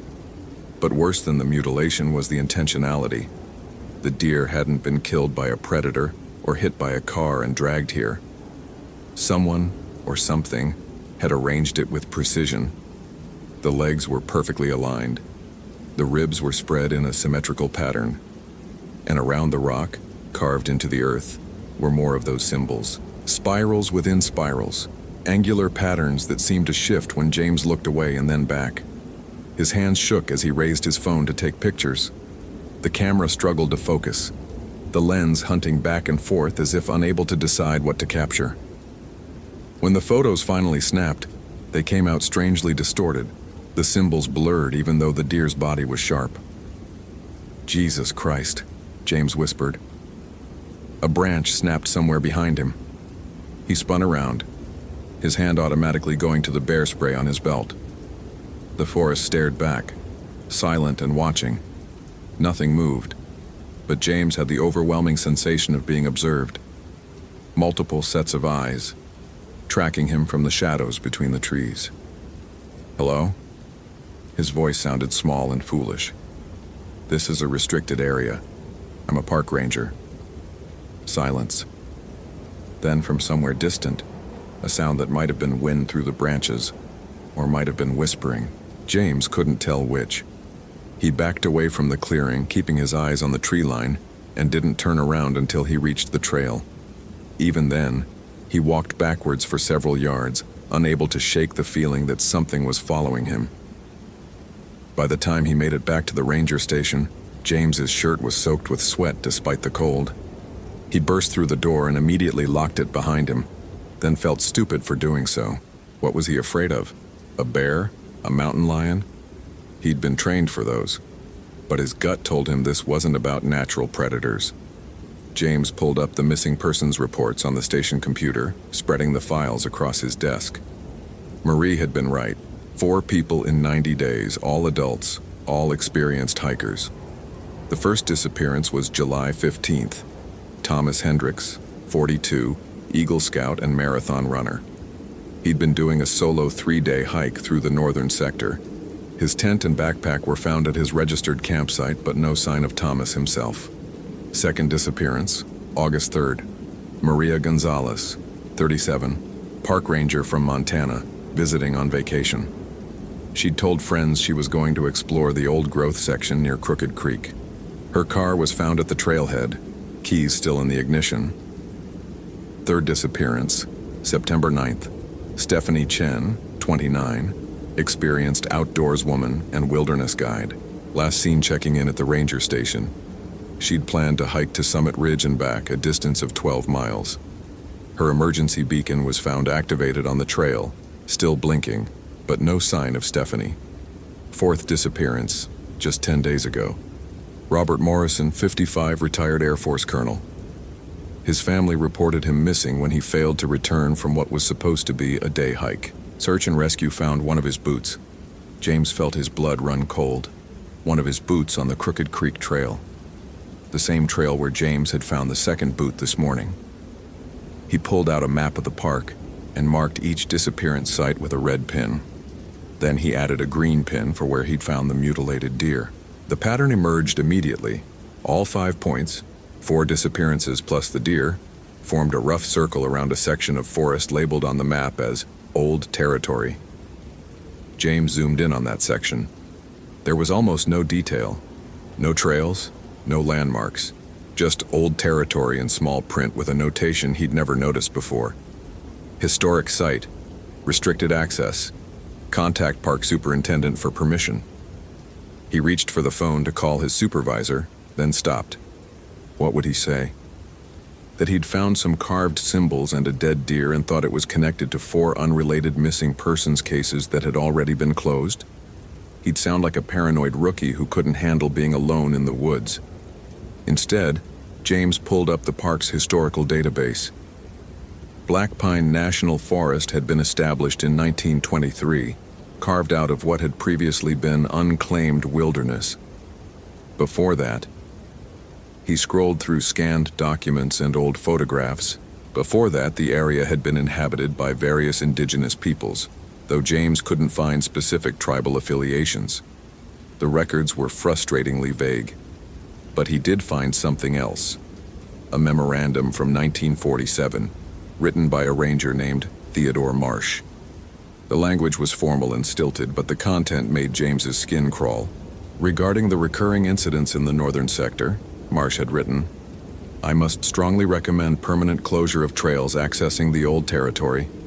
Local informants have made clear that this area has historically been considered forbidden ground.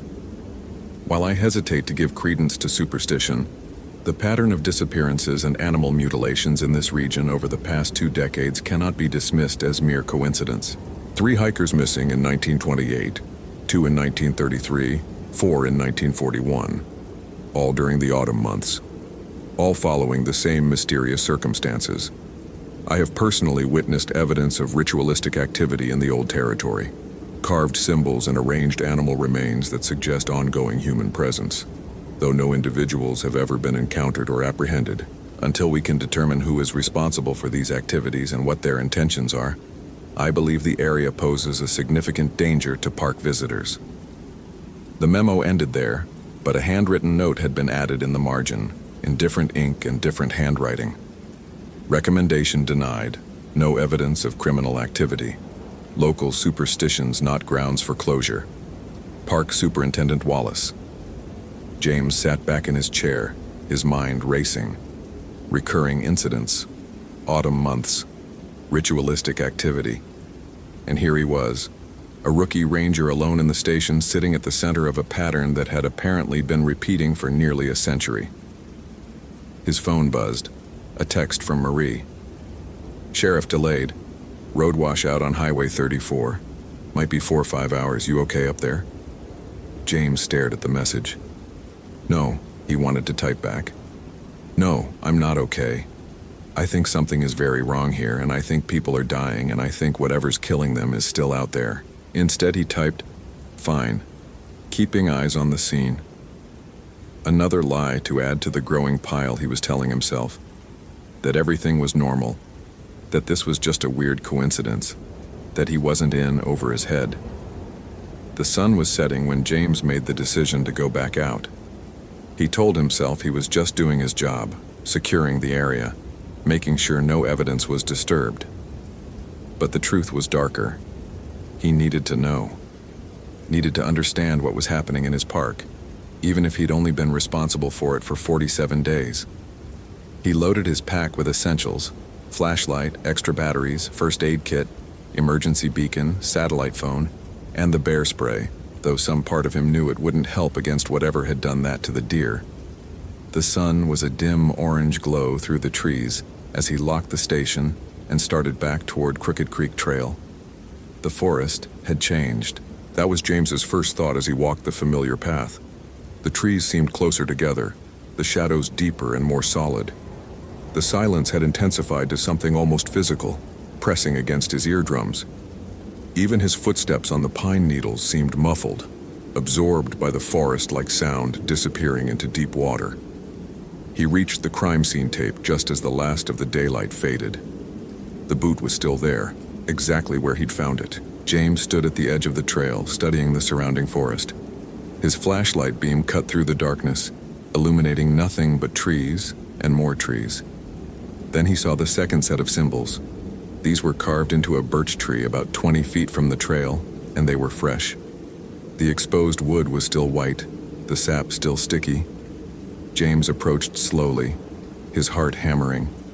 Someone had been here. Recently, possibly while he'd been back at the station.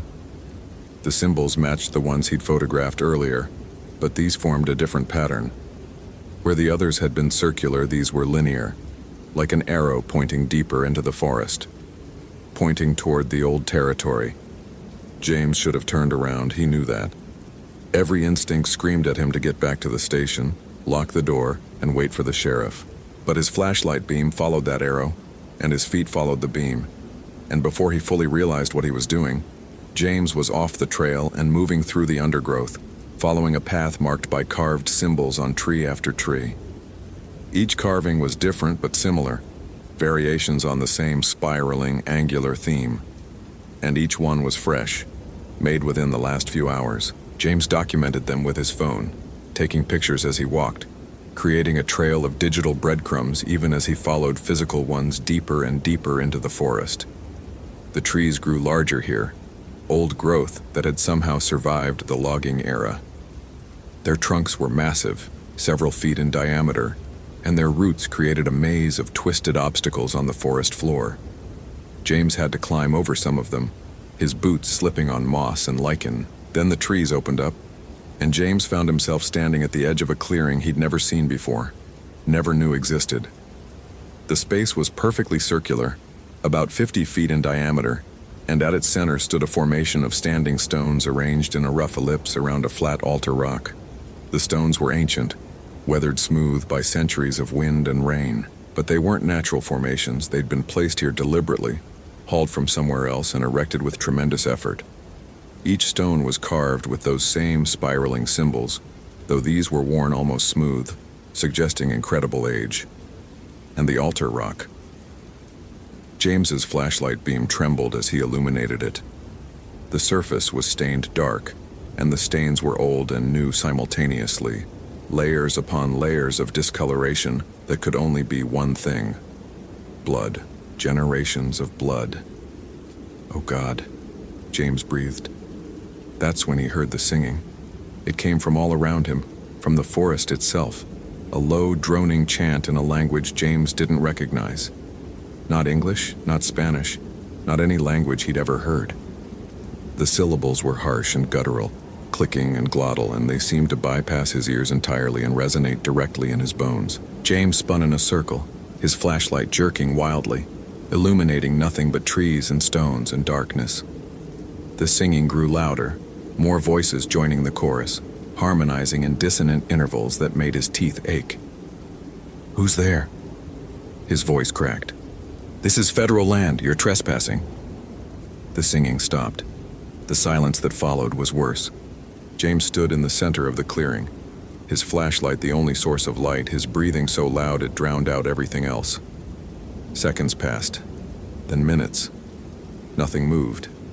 James was just beginning to convince himself he'd imagined it, when he noticed the standing stones. They were reflecting his flashlight beam. That should have been normal, except the reflection wasn't coming from the stone surface. It was coming from behind the stones. From eyes, dozens of eyes ringing the clearing, standing perfectly still in the darkness between the trees. James's paralysis broke. He ran. He crashed through the forest blindly, branches whipping his face, roots trying to trip him. Behind him, the singing resumed, louder now, triumphant, closing in from all sides. James risked a glance over his shoulder and wished he hadn't. There were shapes moving between the trees, keeping pace with him easily. And they were wrong. The proportions were wrong. They moved like humans but flowed like water, their limbs too long, too flexible. His phone buzzed in his pocket. Impossible. He was too deep in the forest for signal, but he grabbed it anyway, hoping for salvation. The screen showed a text message from an unknown number. "You've been marked 3 days until the dark moon. The debt must be paid." James tripped over a root and went down hard, his flashlight spinning away into the underbrush. He scrambled after it on his hands and knees, his fingers finally closing around the cold metal just as something grabbed his ankle. The grip was impossibly strong and impossibly cold, like being seized by a stone hand.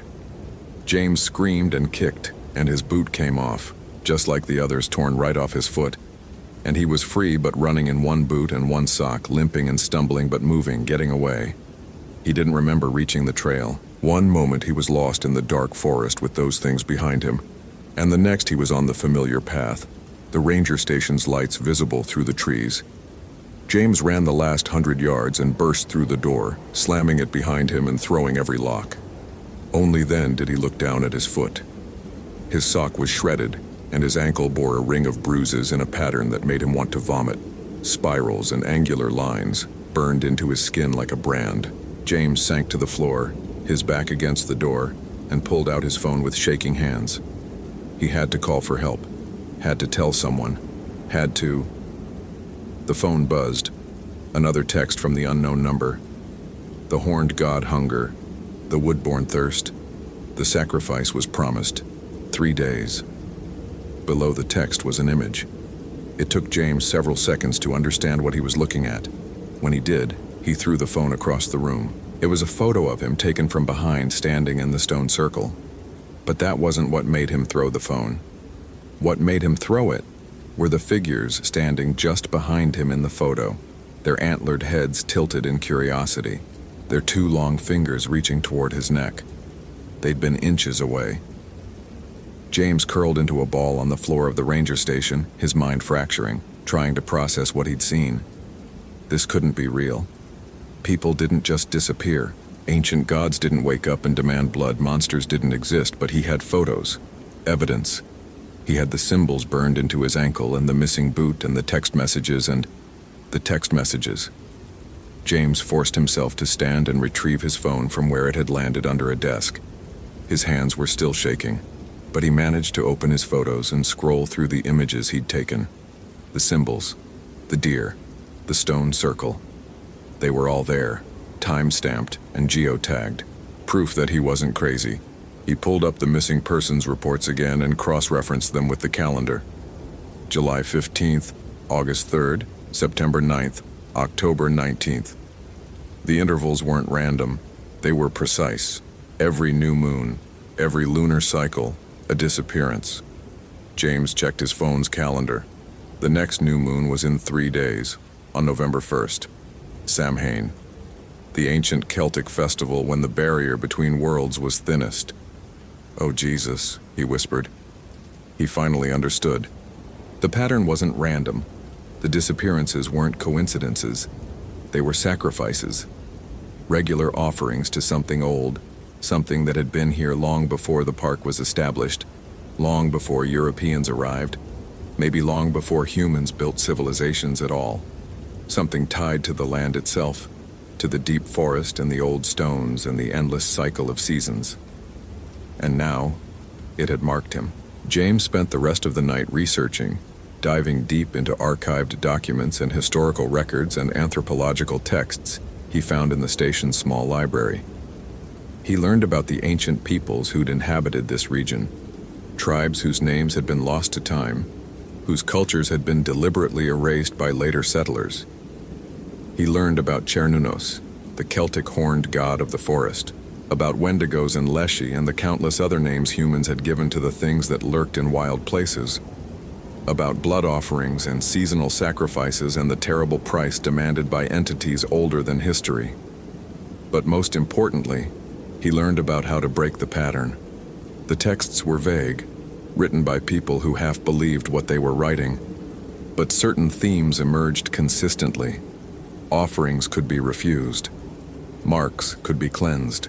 Pacts could be broken, if the petitioner was willing to face the entity directly and prove their worth through ritual combat or trial. As dawn broke, James had a plan. It was desperate and probably suicidal, but it was better than waiting 3 days to be dragged into the forest and butchered on that altar stone. He would go back to the circle, in daylight this time, when he could see what he was dealing with. He would confront whatever dwelled in the old territory, and he would demand answers. And if necessary, His hand moved to the flare gun in the emergency kit. He would fight. James knew he was way out of his depth. He was 47 days into a job he barely understood, facing something that had been killing people for generations. Every rational instinct told him to wait for the sheriff, to let professionals handle this, to get the hell out of Black Pine and never come back. But Stephanie Chen was out there somewhere, or what remained of her, and Thomas Hendricks and Maria Gonzalez and Robert Morrison. And James had been marked, which meant he was next unless he did something. So he loaded his pack with supplies: rope, knife, matches, salt from the kitchen. The old texts recommended salt. Iron nails, iron was mentioned repeatedly, and the flare gun with extra rounds. He dressed in layers, preparing for a long day in the forest, and he left a note on his desk, explaining everything he'd discovered, just in case he didn't come back. The forest seemed almost normal in the morning light. Birds sang, squirrels chattered, the sun filtered through the canopy in golden shafts. James followed his GPS coordinates from the previous night, retracing his panicked path back to the stone circle. It took him 2 hours of careful navigation to find it again. In daylight, the clearing looked less ominous and more archaeological. Ancient stones in a forest meadow, worn by time, silent and waiting. The altar rock was still stained dark, but without his flashlight's dramatic shadows, it seemed more sad than terrifying. James approached the center of the circle slowly, his senses on high alert. Nothing moved, no singing, no watching eyes, just him and the stones and the morning breeze. "I know you can hear me," James said, his voice stronger than he felt. "I know what you are, what you want, and I'm here to say no. I won't be your sacrifice. I won't let you take anyone else." Silence, then gradually a sound like wind through leaves, except there was no wind. The sound formed words, or something close to words, speaking directly into his mind. "Marked, chosen, the cycle continues, the debt is owed." "What debt?" James demanded. "These people didn't owe you anything, they were just hikers, innocent."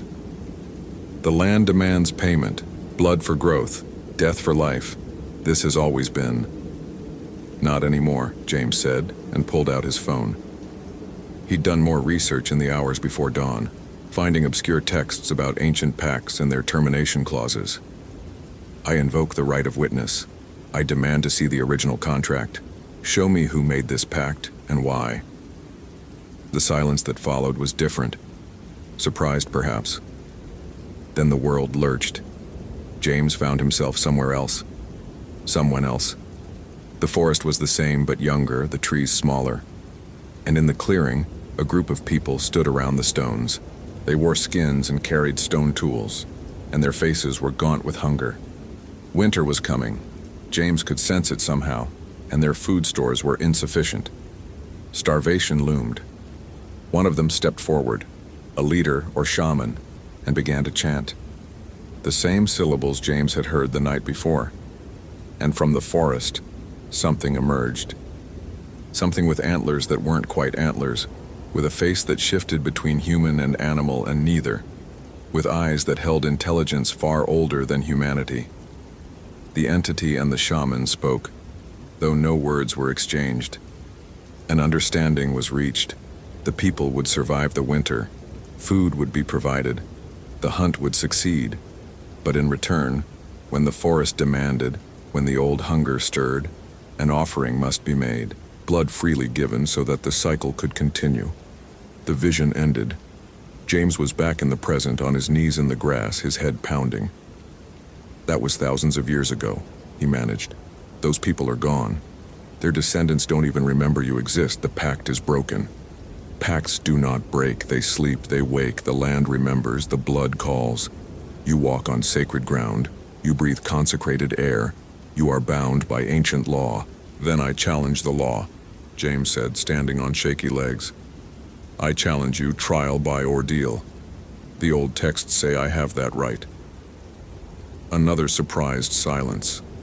Then something that might have been laughter, dark and cold. "You are untrained, unprepared, unready. You will fail." "Maybe," James agreed. "But I have to try." The forest held its breath. Then, slowly, The standing stones began to glow with pale green light. The symbols carved into their surface writhed like living things, and the air itself seemed to thicken, charged with ancient power. "Accepted," the voice said. "3 trials. Survive until dark. If you live, the mark is lifted, the sacrifice refused, the cycle broken. If you fail..." "I know," James said quietly. "If I fail, I join the others on the altar." The green light intensified, then vanished. When James's vision cleared, he was no longer alone in the clearing. Standing opposite him, materializing from shadows and mist, were 3 figures. The first was small, barely visible even in direct sunlight, a child-sized shape that radiated wrongness. The second was man-sized but moved like liquid, flowing between states of matter. The third was massive, 8 feet tall at least, with antlers that scraped the sky and eyes that burned with green fire. The horned god, Cernunnos, the wild hunt, every name humans had given to the master of beasts and king of forests, standing before him in terrible glory. "The trials begin," all 3 figures said in perfect unison. "Run, little ranger, run while you still can." James ran. The first trial was pursuit. James crashed through the forest with those 3 figures behind him, moving with impossible speed, never quite catching him, but never falling behind. They herded him like predators with prey, forcing him away from the trails, deeper into the old growth, further from any possible help. He ran for what felt like hours, his lungs burning, his legs screaming, his mind fracturing from terror and exhaustion. But some stubborn part of him refused to give up. He was a ranger, even if only for 47 days. This was his forest, his territory, and he'd be damned if he died here without a fight. When he finally collapsed against a tree, gasping for breath, the 3 figures materialized in front of him, not winded, not tired, patient and eternal. "First trial complete," they said. "You have run. Now you must hide." The second trial was concealment. The figures gave him a 10-count head start, and James used every second, diving into a hollow beneath a fallen tree and covering himself with leaves and forest debris. He controlled his breathing, slowed his heart, became as still as the earth itself. He heard them searching, heard their footsteps circling his position, coming closer, then moving away. The small figure passed within inches of his hiding spot, and James could smell it. Rot and mushrooms and deep earth. The liquid figure flowed past overhead, moving through the branches like animated shadow. And the horned god. The horned god stopped directly above James's hiding place. For long seconds it simply stood there, and James was certain he'd been found. But then it moved on, and eventually, the footsteps faded entirely. James waited until he was sure they were gone, then crawled out of his hiding place. The sun had moved. Hours had passed. How many trials left? One more. Just one more, and he could... "Second trial complete," the voices said, and the figures materialized again, closer than before. "You have hidden. Now you must fight." The third trial was combat. The 3 figures merged, flowing together into a single entity. Part child, part liquid shadow, part horned god. It towered over James, a fusion of every predator and every nightmare, with too many limbs and too many eyes and antlers that seemed to pierce the sky itself. "Defend yourself," it said, and attacked. James barely dodged the first strike, rolling aside as massive claws raked the earth where he'd been standing. He came up running, but the entity was everywhere, surrounding him, forcing him back against a wall of brambles. He remembered the iron nails in his pack and fumbled for one, gripping it like a pathetic dagger. When the entity lunged again, James thrust the nail forward, connecting with something solid. The scream that erupted from the entity shook the trees. It recoiled, smoke rising from where the iron had touched it, and James realized he'd found a weakness. Iron. The old protection. The ancient ward. He pulled out the rest of the nails, gripping them in both fists, and went on the offensive. He couldn't kill this thing, He wasn't foolish enough to think that, but maybe he could hurt it enough to prove his worth. They fought across the clearing, James ducking and weaving, landing hits where he could, taking glancing blows that left him bruised and bleeding. The entity was toying with him, he knew that, but he was also forcing it to take him seriously, to respect him as an opponent rather than dismiss him as prey. The sun sank lower. Hours passed in a blur of pain and exhaustion and desperate survival. James's hands were torn from gripping the nails. His clothes were shredded. Blood ran from a dozen wounds. But he was still standing when the sun finally touched the horizon. The entity froze mid-attack, its claws inches from James's throat. Then slowly it separated back into 3 distinct figures. They stood in a line before him, silent and appraising. 3 trials complete, they said. From dawn to dusk, you have endured. The mark is lifted, the sacrifice refused. James collapsed to his knees, too exhausted to feel relief. And the others? He managed to ask. The people you took? Gone, the figures said simply. Their blood has nourished the forest. They are part of the soil now, part of the trees. This cannot be undone. But no more, James said. The cycle is broken. The cycle sleeps, the horned god corrected. But cycles always wake. When the hunger returns, when the forest calls, another pact will be made, another sacrifice offered. This is the way of things. Not on my watch, James said. The horned god regarded him with those burning green eyes. Perhaps, it said. You have proven yourself, little ranger. The forest will remember. We will remember. And when the time comes again, and it will come again, we will see if your resolve remains strong. The 3 figures began to fade, dissipating into mist and shadow. But before they vanished entirely, the smallest figure turned back. The boot, it said. Return it to the trail. Let it be found. The families deserve their answers, even if they will not believe them. Then they were gone, and James was alone in the clearing as darkness fell. He made his way back to the ranger station by moonlight, too tired to be afraid anymore. The burned spiral on his ankle had faded to a faint scar, and the wounds from his fight with the entity were already healing faster than they should. Blessings and curses, all mixed together. The sheriff's deputy was waiting at the station looking annoyed. Where the hell have you been, Whitmore? We've been trying to reach you for hours. James looked down at himself, torn clothes covered in blood and dirt, moving like a man who'd aged years in a single day. Following a lead, he said. He gave his report, showed his photos, explained about the pattern of disappearances and the stone circle and the evidence he'd found. He left out the part about ancient pagan gods and blood sacrifices and fighting for his life against supernatural entities. Some things, he'd learned, were better kept to yourself. The investigation that followed was perfunctory. The stone circle was documented. The deer carcass was analyzed. The symbols were photographed and filed away as evidence of unknown ritualistic activity, possibly cult-related. The missing persons cases remained unsolved but were reclassified from voluntary disappearance to suspected homicide. No bodies were ever found. James could have told them they wouldn't be. The forest had taken its due and would keep it forever. He stayed on as a ranger at Blackpine. Mitchell and Torres returned from their conference, and James told them he was thinking about transferring, maybe getting assigned somewhere with less isolation. They told him every rookie felt that way after their first season alone. Give it time, they said. You'll get used to it.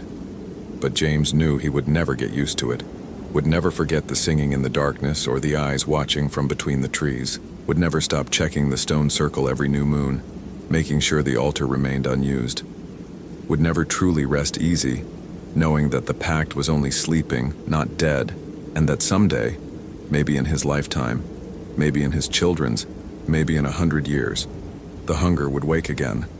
He kept the scar on his ankle hidden beneath his boot, a permanent reminder of his 47th day as a ranger, the day he learned that some territories are never truly ours no matter how many maps we draw or laws we pass. Some places belong to forces older and deeper than human civilization, and we exist in them only by their tolerance. 3 weeks after the trials, James received a package at the ranger station. No return address, no note. Inside was his missing boot, cleaned and repaired, the torn leather expertly mended, and tucked inside the boot was a single object, an antler tip, carved with spiraling symbols polished smooth. A gift, or perhaps a warning. James placed it on his desk, where he could see it every day. A reminder that he'd survived where 5 others had not, that he'd broken a pattern that had repeated for generations, that he'd looked into the face of the wild hunt and walked away, but also a reminder that the forest was watching, waiting, patient and eternal, and that the cycle was not broken, only interrupted. Some debts, James had learned, can never be fully paid, only postponed. He stared out the window at Black Pine National Forest, 300,000 acres of wilderness that held secrets far older than his understanding. Somewhere in that vast expanse of trees, the stone circle stood silent. The altar waited, and the horned god slept, dreaming of the day when the hunger would return. James Whitmore, ranger for 73 days now, understood his duty. Not just to protect the visitors who hiked these trails, but to stand guard against the moment when the ancient pact might be renewed. To be ready when the singing started again in the darkness. He touched the scar on his ankle and made himself a promise. As long as he drew breath, no more sacrifices would be offered on that ancient altar. No more boots would be left on trails. No more families would lose their loved ones to the old territory. The forest might be patient, but so was he. And when the next new moon came, James was there, standing in the stone circle with iron nails in his pockets and resolution in his heart. The shadows stirred but did not emerge. The stones were cold and silent. The altar remained unused. It was enough. For now. If this story gave you chills, follow for more quality terror. Could you survive in James's place? Hope you felt real chills. If you appreciate genuine horror, consider following. Which moment scared you most? Tentar novamente.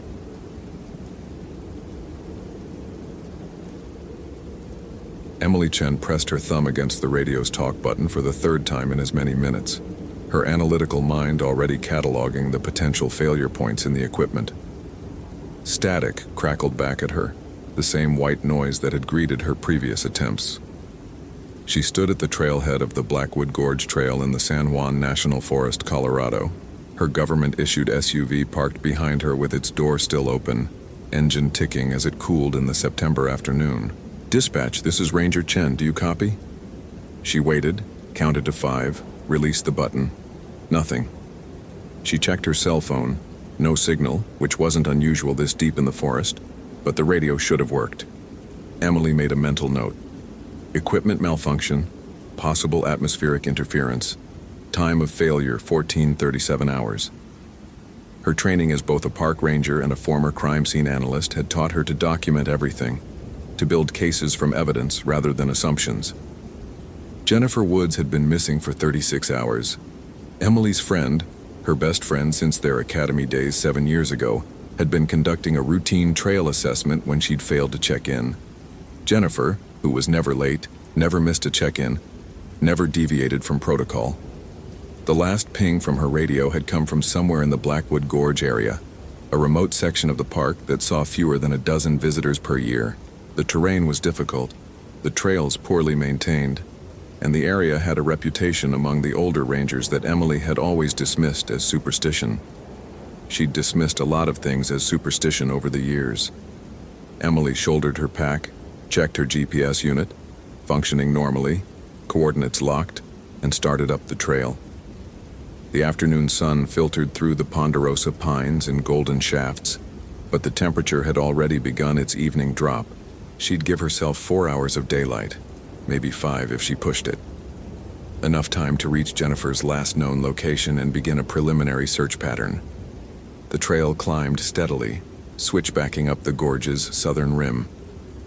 Emily's boots found purchase on the rocky path as her mind worked through the possibilities. Medical emergency, heart attack, stroke, aneurysm. Jennifer was 32, fit, no known health conditions, probability low, but not zero. Animal attack. Black bears were common. Mountain lions rare but present. Probability moderate. Equipment failure leading to injury. Fall, hypothermia, dehydration. Probability high given the terrain.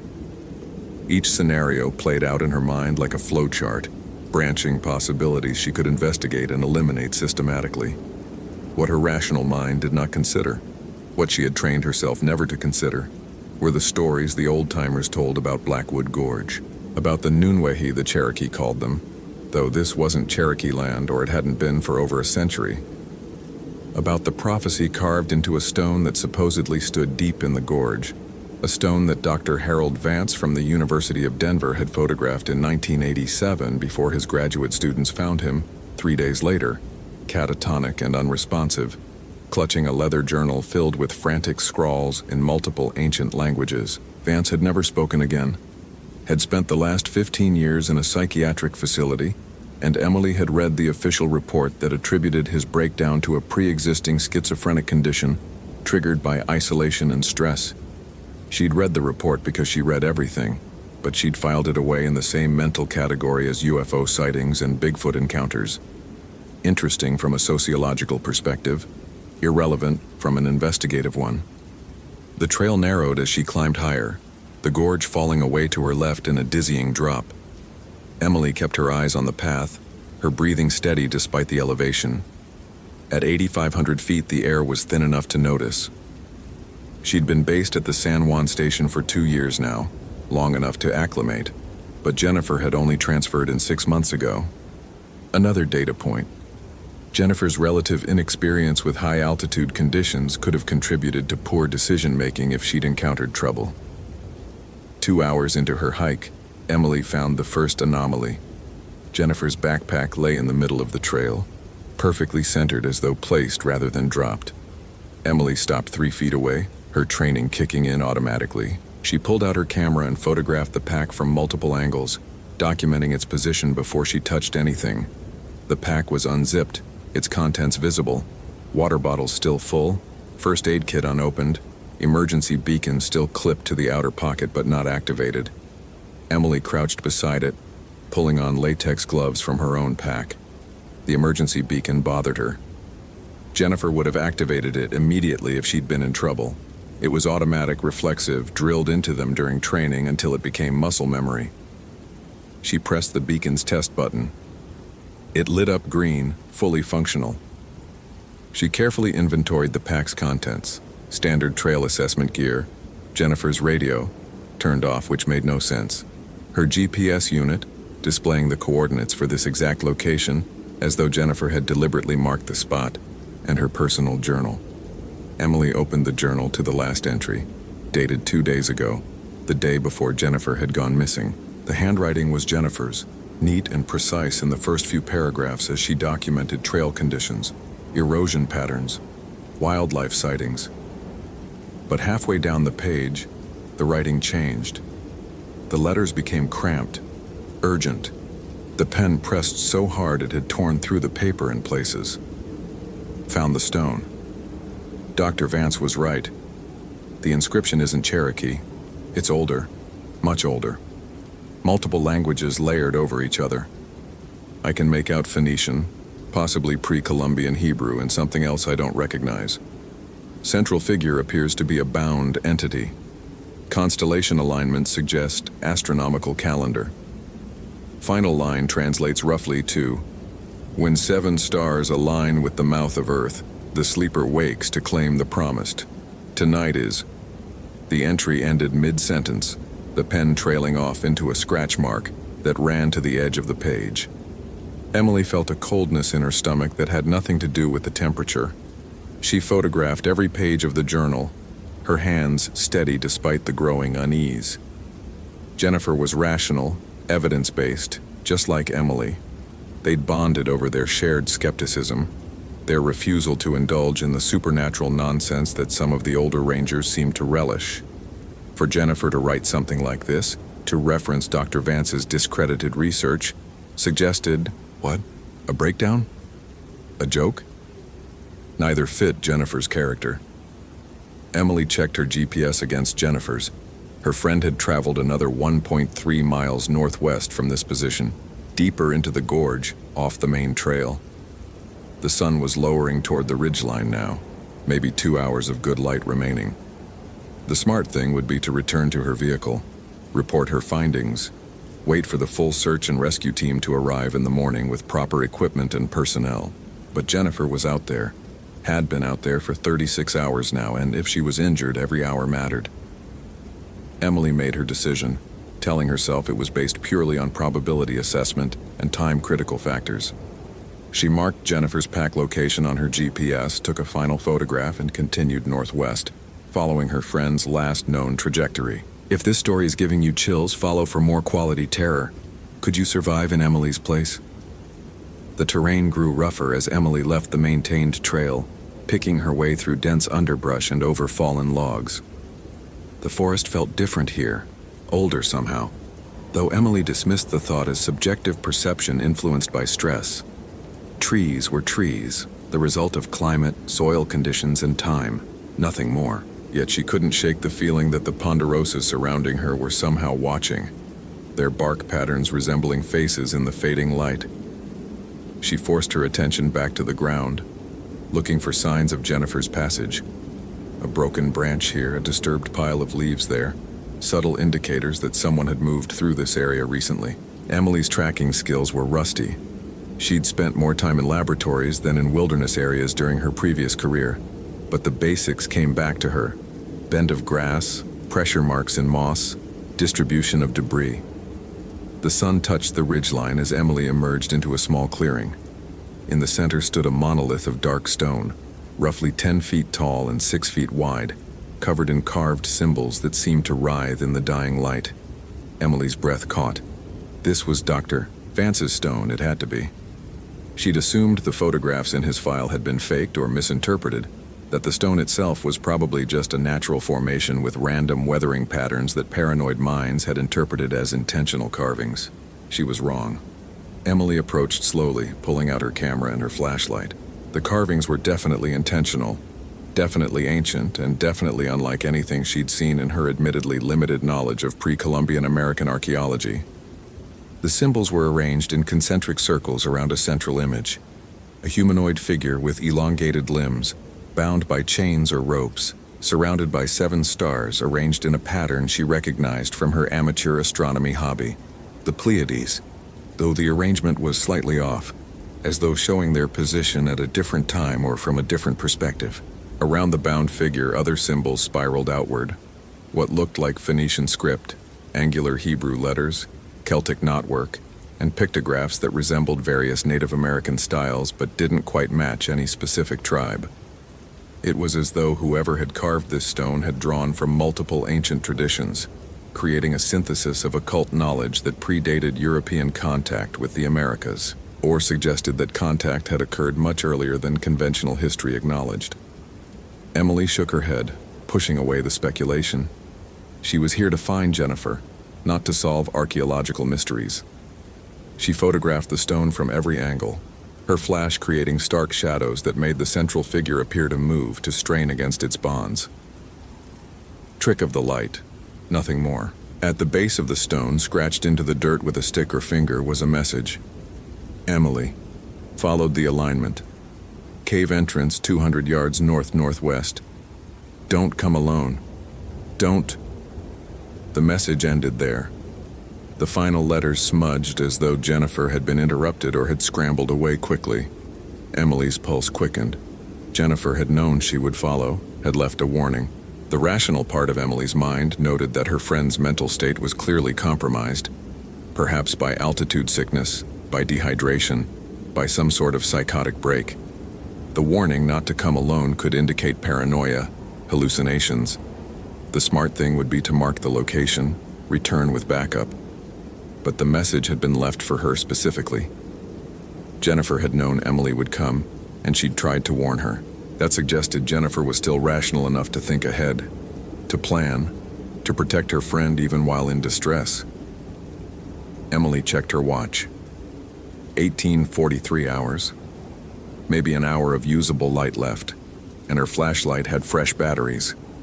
She could do a preliminary investigation of the cave entrance, assess the situation, and make an informed decision about whether to continue or retreat.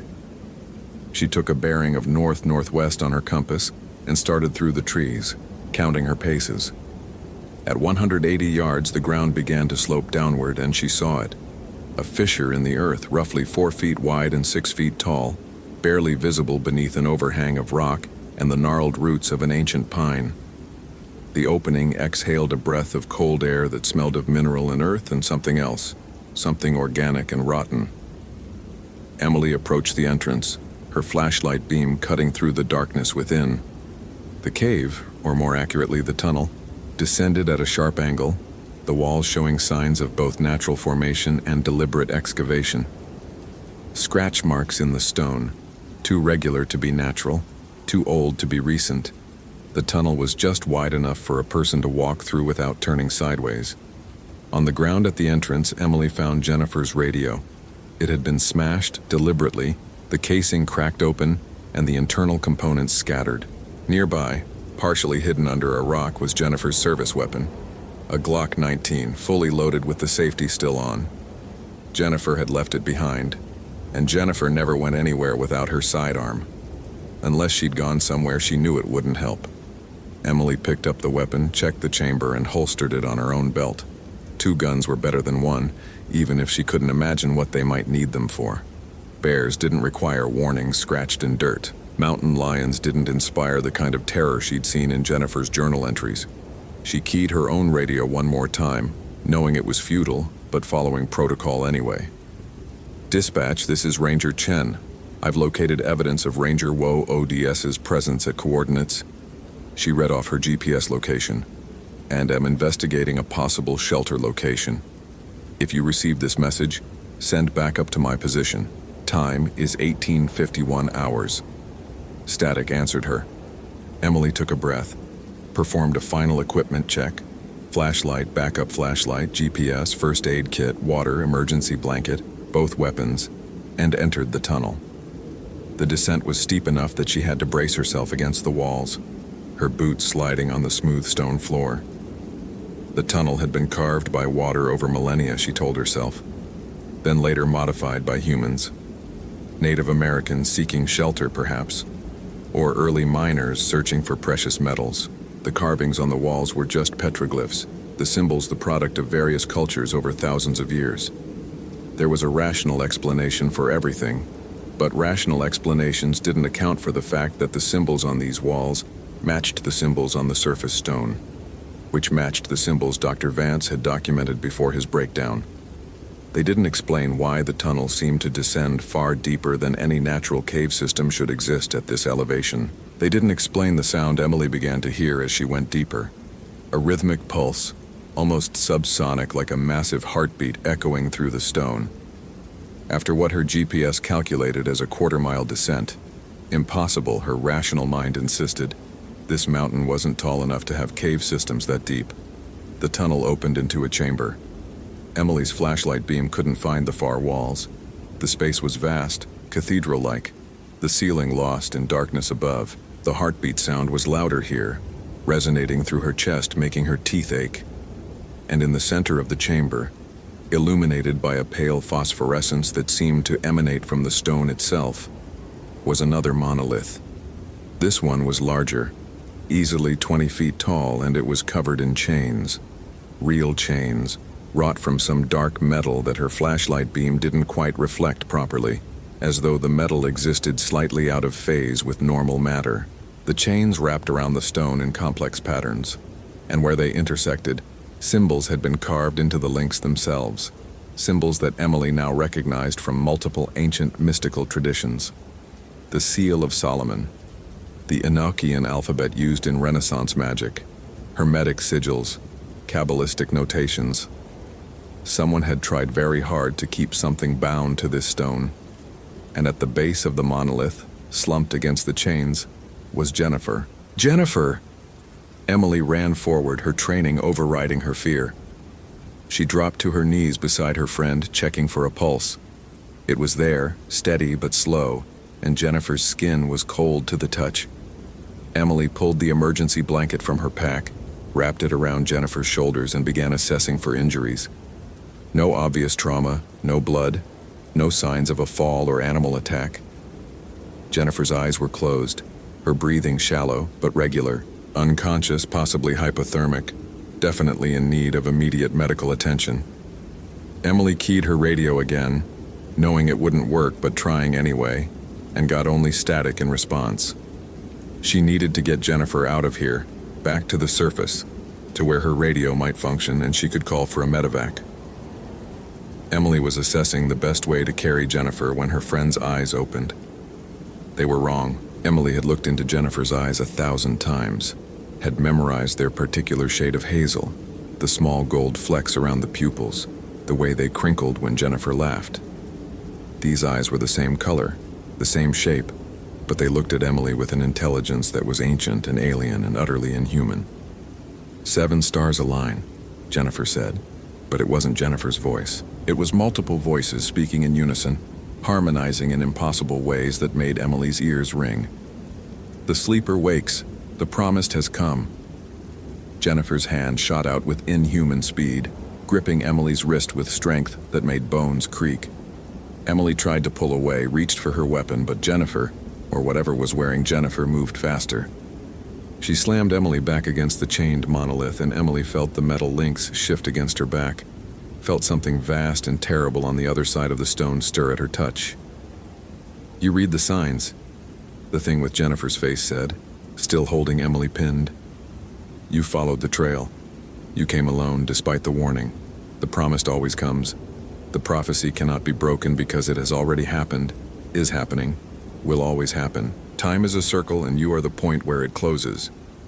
Emily's analytical mind, even in the grip of terror, tried to process what was happening. Shared psychotic break? Mass hallucination caused by gas leak in the cave? Ergot poisoning from contaminated food? But none of those explanations fit the physical evidence. Jennifer's impossible strength, the presence of the chains and the monolith, the symbols that matched across multiple sites and cultures. "Let her go," Emily managed to say, her voice surprisingly steady.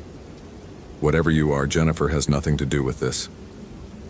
The thing laughed, and it was the sound of stones grinding together, of avalanches, of the earth itself expressing amusement. "She has everything to do with this. She found the stone, she spoke the words. She read the prophecy aloud under the alignment of stars. She opened the door." Jennifer's head tilted at an angle that was anatomically wrong. "But she was not the promised. You are.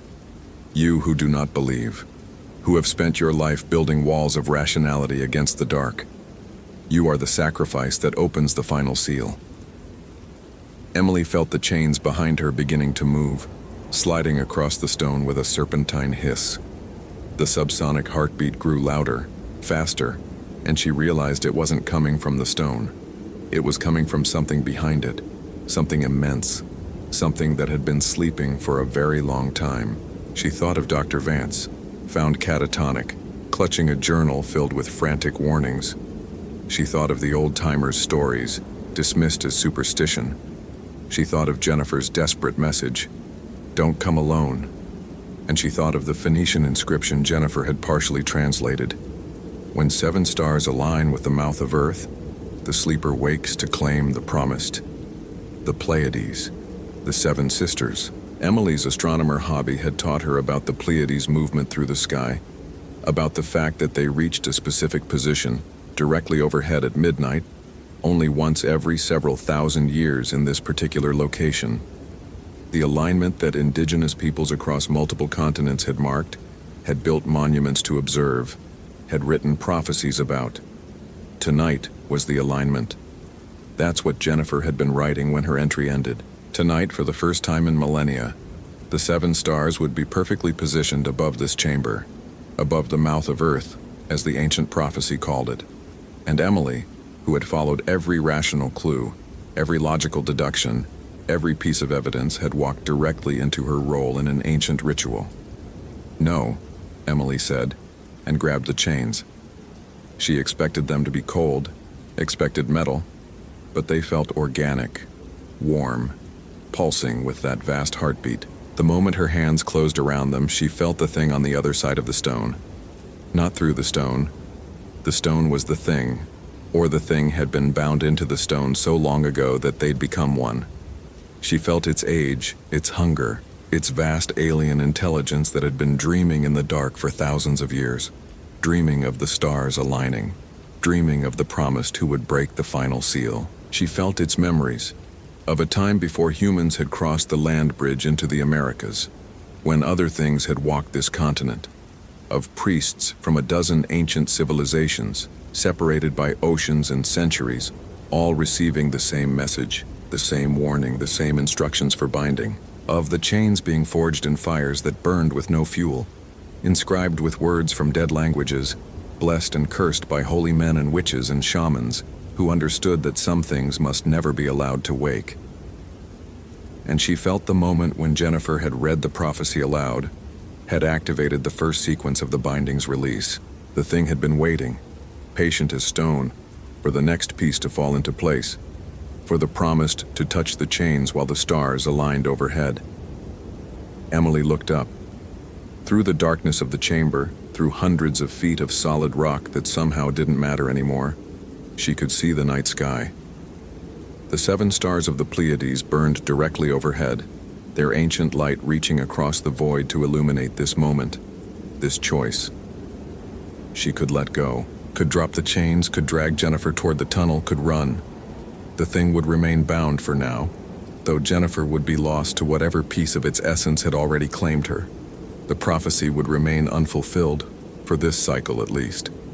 Or she could hold on, could feel the thing's true nature, could understand what the ancient priests had fought to contain, could use her analytical mind, her rational approach, her systematic thinking, all the tools she'd built over a lifetime of refusing to believe in the supernatural, to find the weakness in the binding, the flaw in the ritual.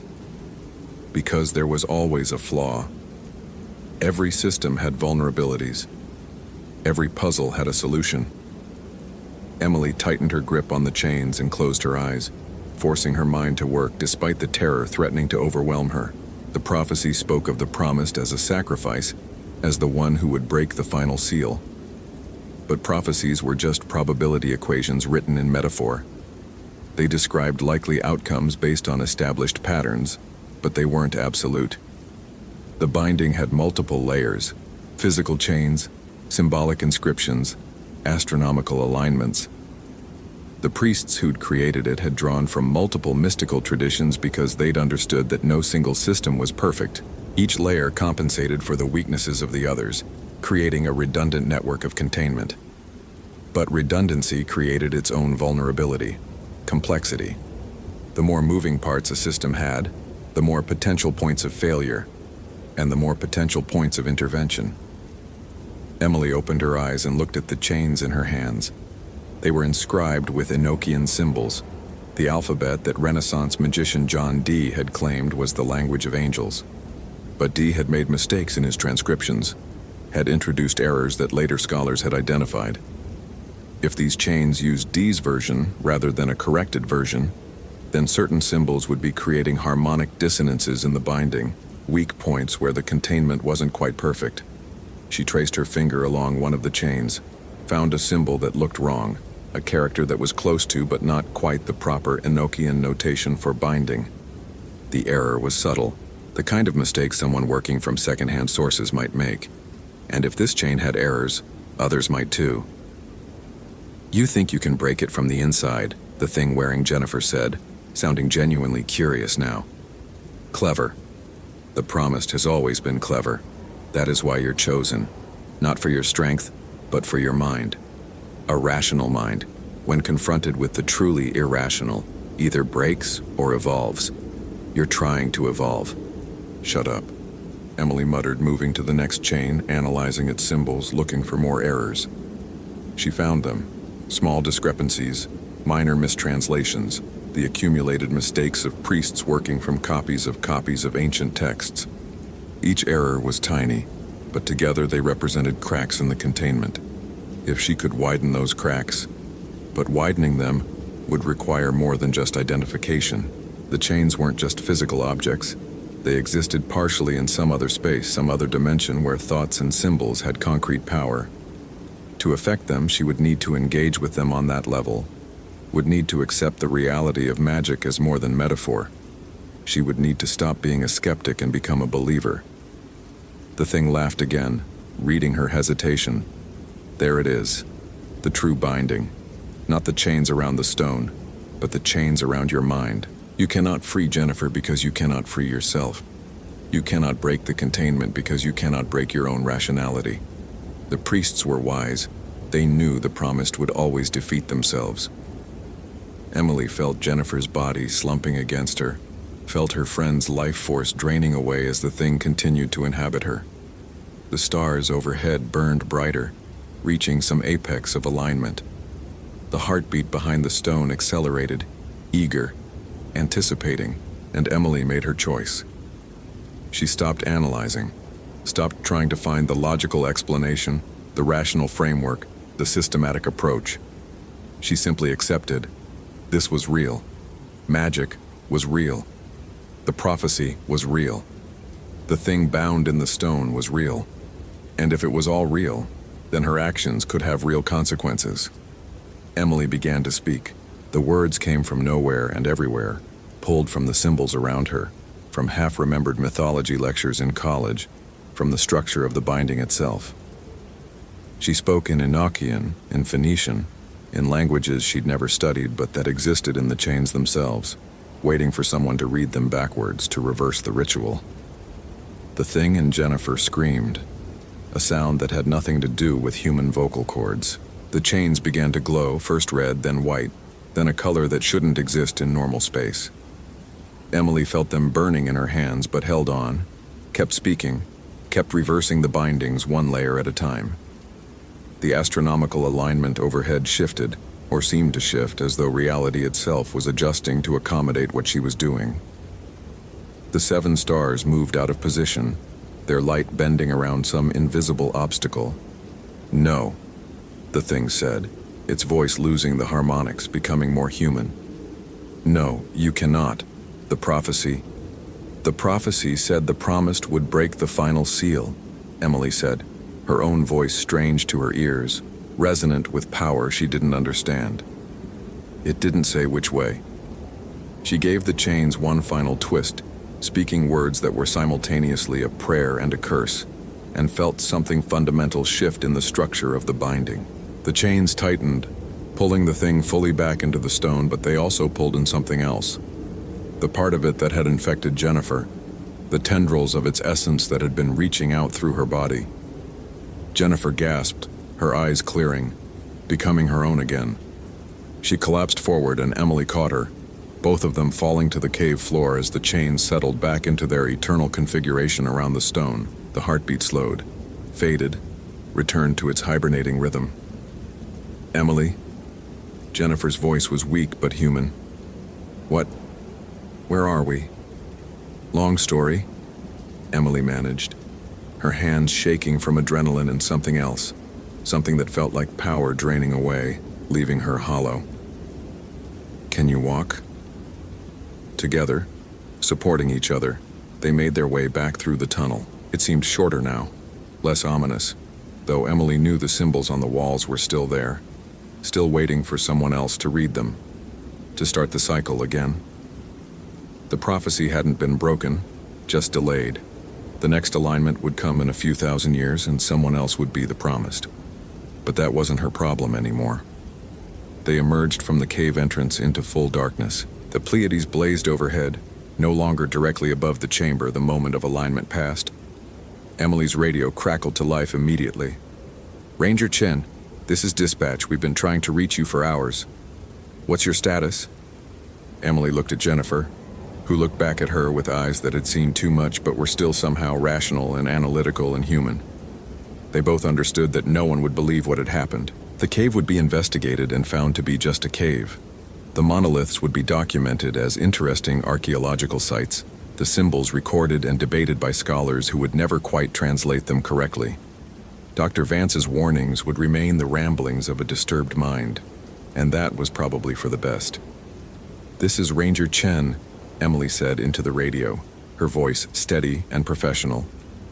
"I've located Ranger Woods. She's conscious and ambulatory but needs medical evaluation for exposure and possible head trauma. Requesting medevac to our position." She read off her coordinates, listened to dispatch acknowledge and confirm, then switched off the radio. "We're going to say you hit your head," Emily told Jennifer. "Got disoriented, took shelter in a cave. Mild hypothermia affected your judgment. Standard search and rescue recovery." Jennifer nodded slowly. "And we're never going to talk about what really happened?" "No," Emily agreed. "Never." But as they sat waiting for the helicopter, wrapped in emergency blankets and watching the stars wheel overhead, Emily knew she would never be the same. She'd spent her entire life building a wall between the rational and the irrational, between the explainable and the impossible. That wall was gone now, and she could see through to the other side, could see the vast dark spaces where ancient things slept, where prophecies written in languages older than civilization waited to be fulfilled, where the maps had blank spaces labeled, "Here be dragons," because sometimes the dragons were real. The thing in the stone was still down there, still bound, still sleeping, still waiting for the stars to align again, and Emily understood now that there were others like it, scattered across the world, buried in forgotten places, held in check by rituals and bindings that most people didn't believe in anymore. Someone needed to believe. Someone needed to watch. Someone needed to maintain the seals and renew the bindings and keep the prophecies from fulfilling themselves. She looked at Jennifer, saw the same understanding in her friend's eyes. "We're going to need to learn some very old languages," Emily said quietly. Jennifer smiled, and it was almost her old smile, though touched now with something darker, something that had looked into the abyss and understood that the abyss was looking back. "I always wanted to study Phoenician." Above them, the helicopter's searchlight appeared on the horizon, a modern miracle of engineering and rationality coming to rescue them from an encounter with something far older and far less explicable. Emily watched it approach and found herself grateful for both worlds, the rational one she'd always believed in, and the irrational one she now knew existed alongside it. She would need both to survive what came next. Hope you felt real chills. If you appreciate genuine horror, consider following. Which moment scared you most?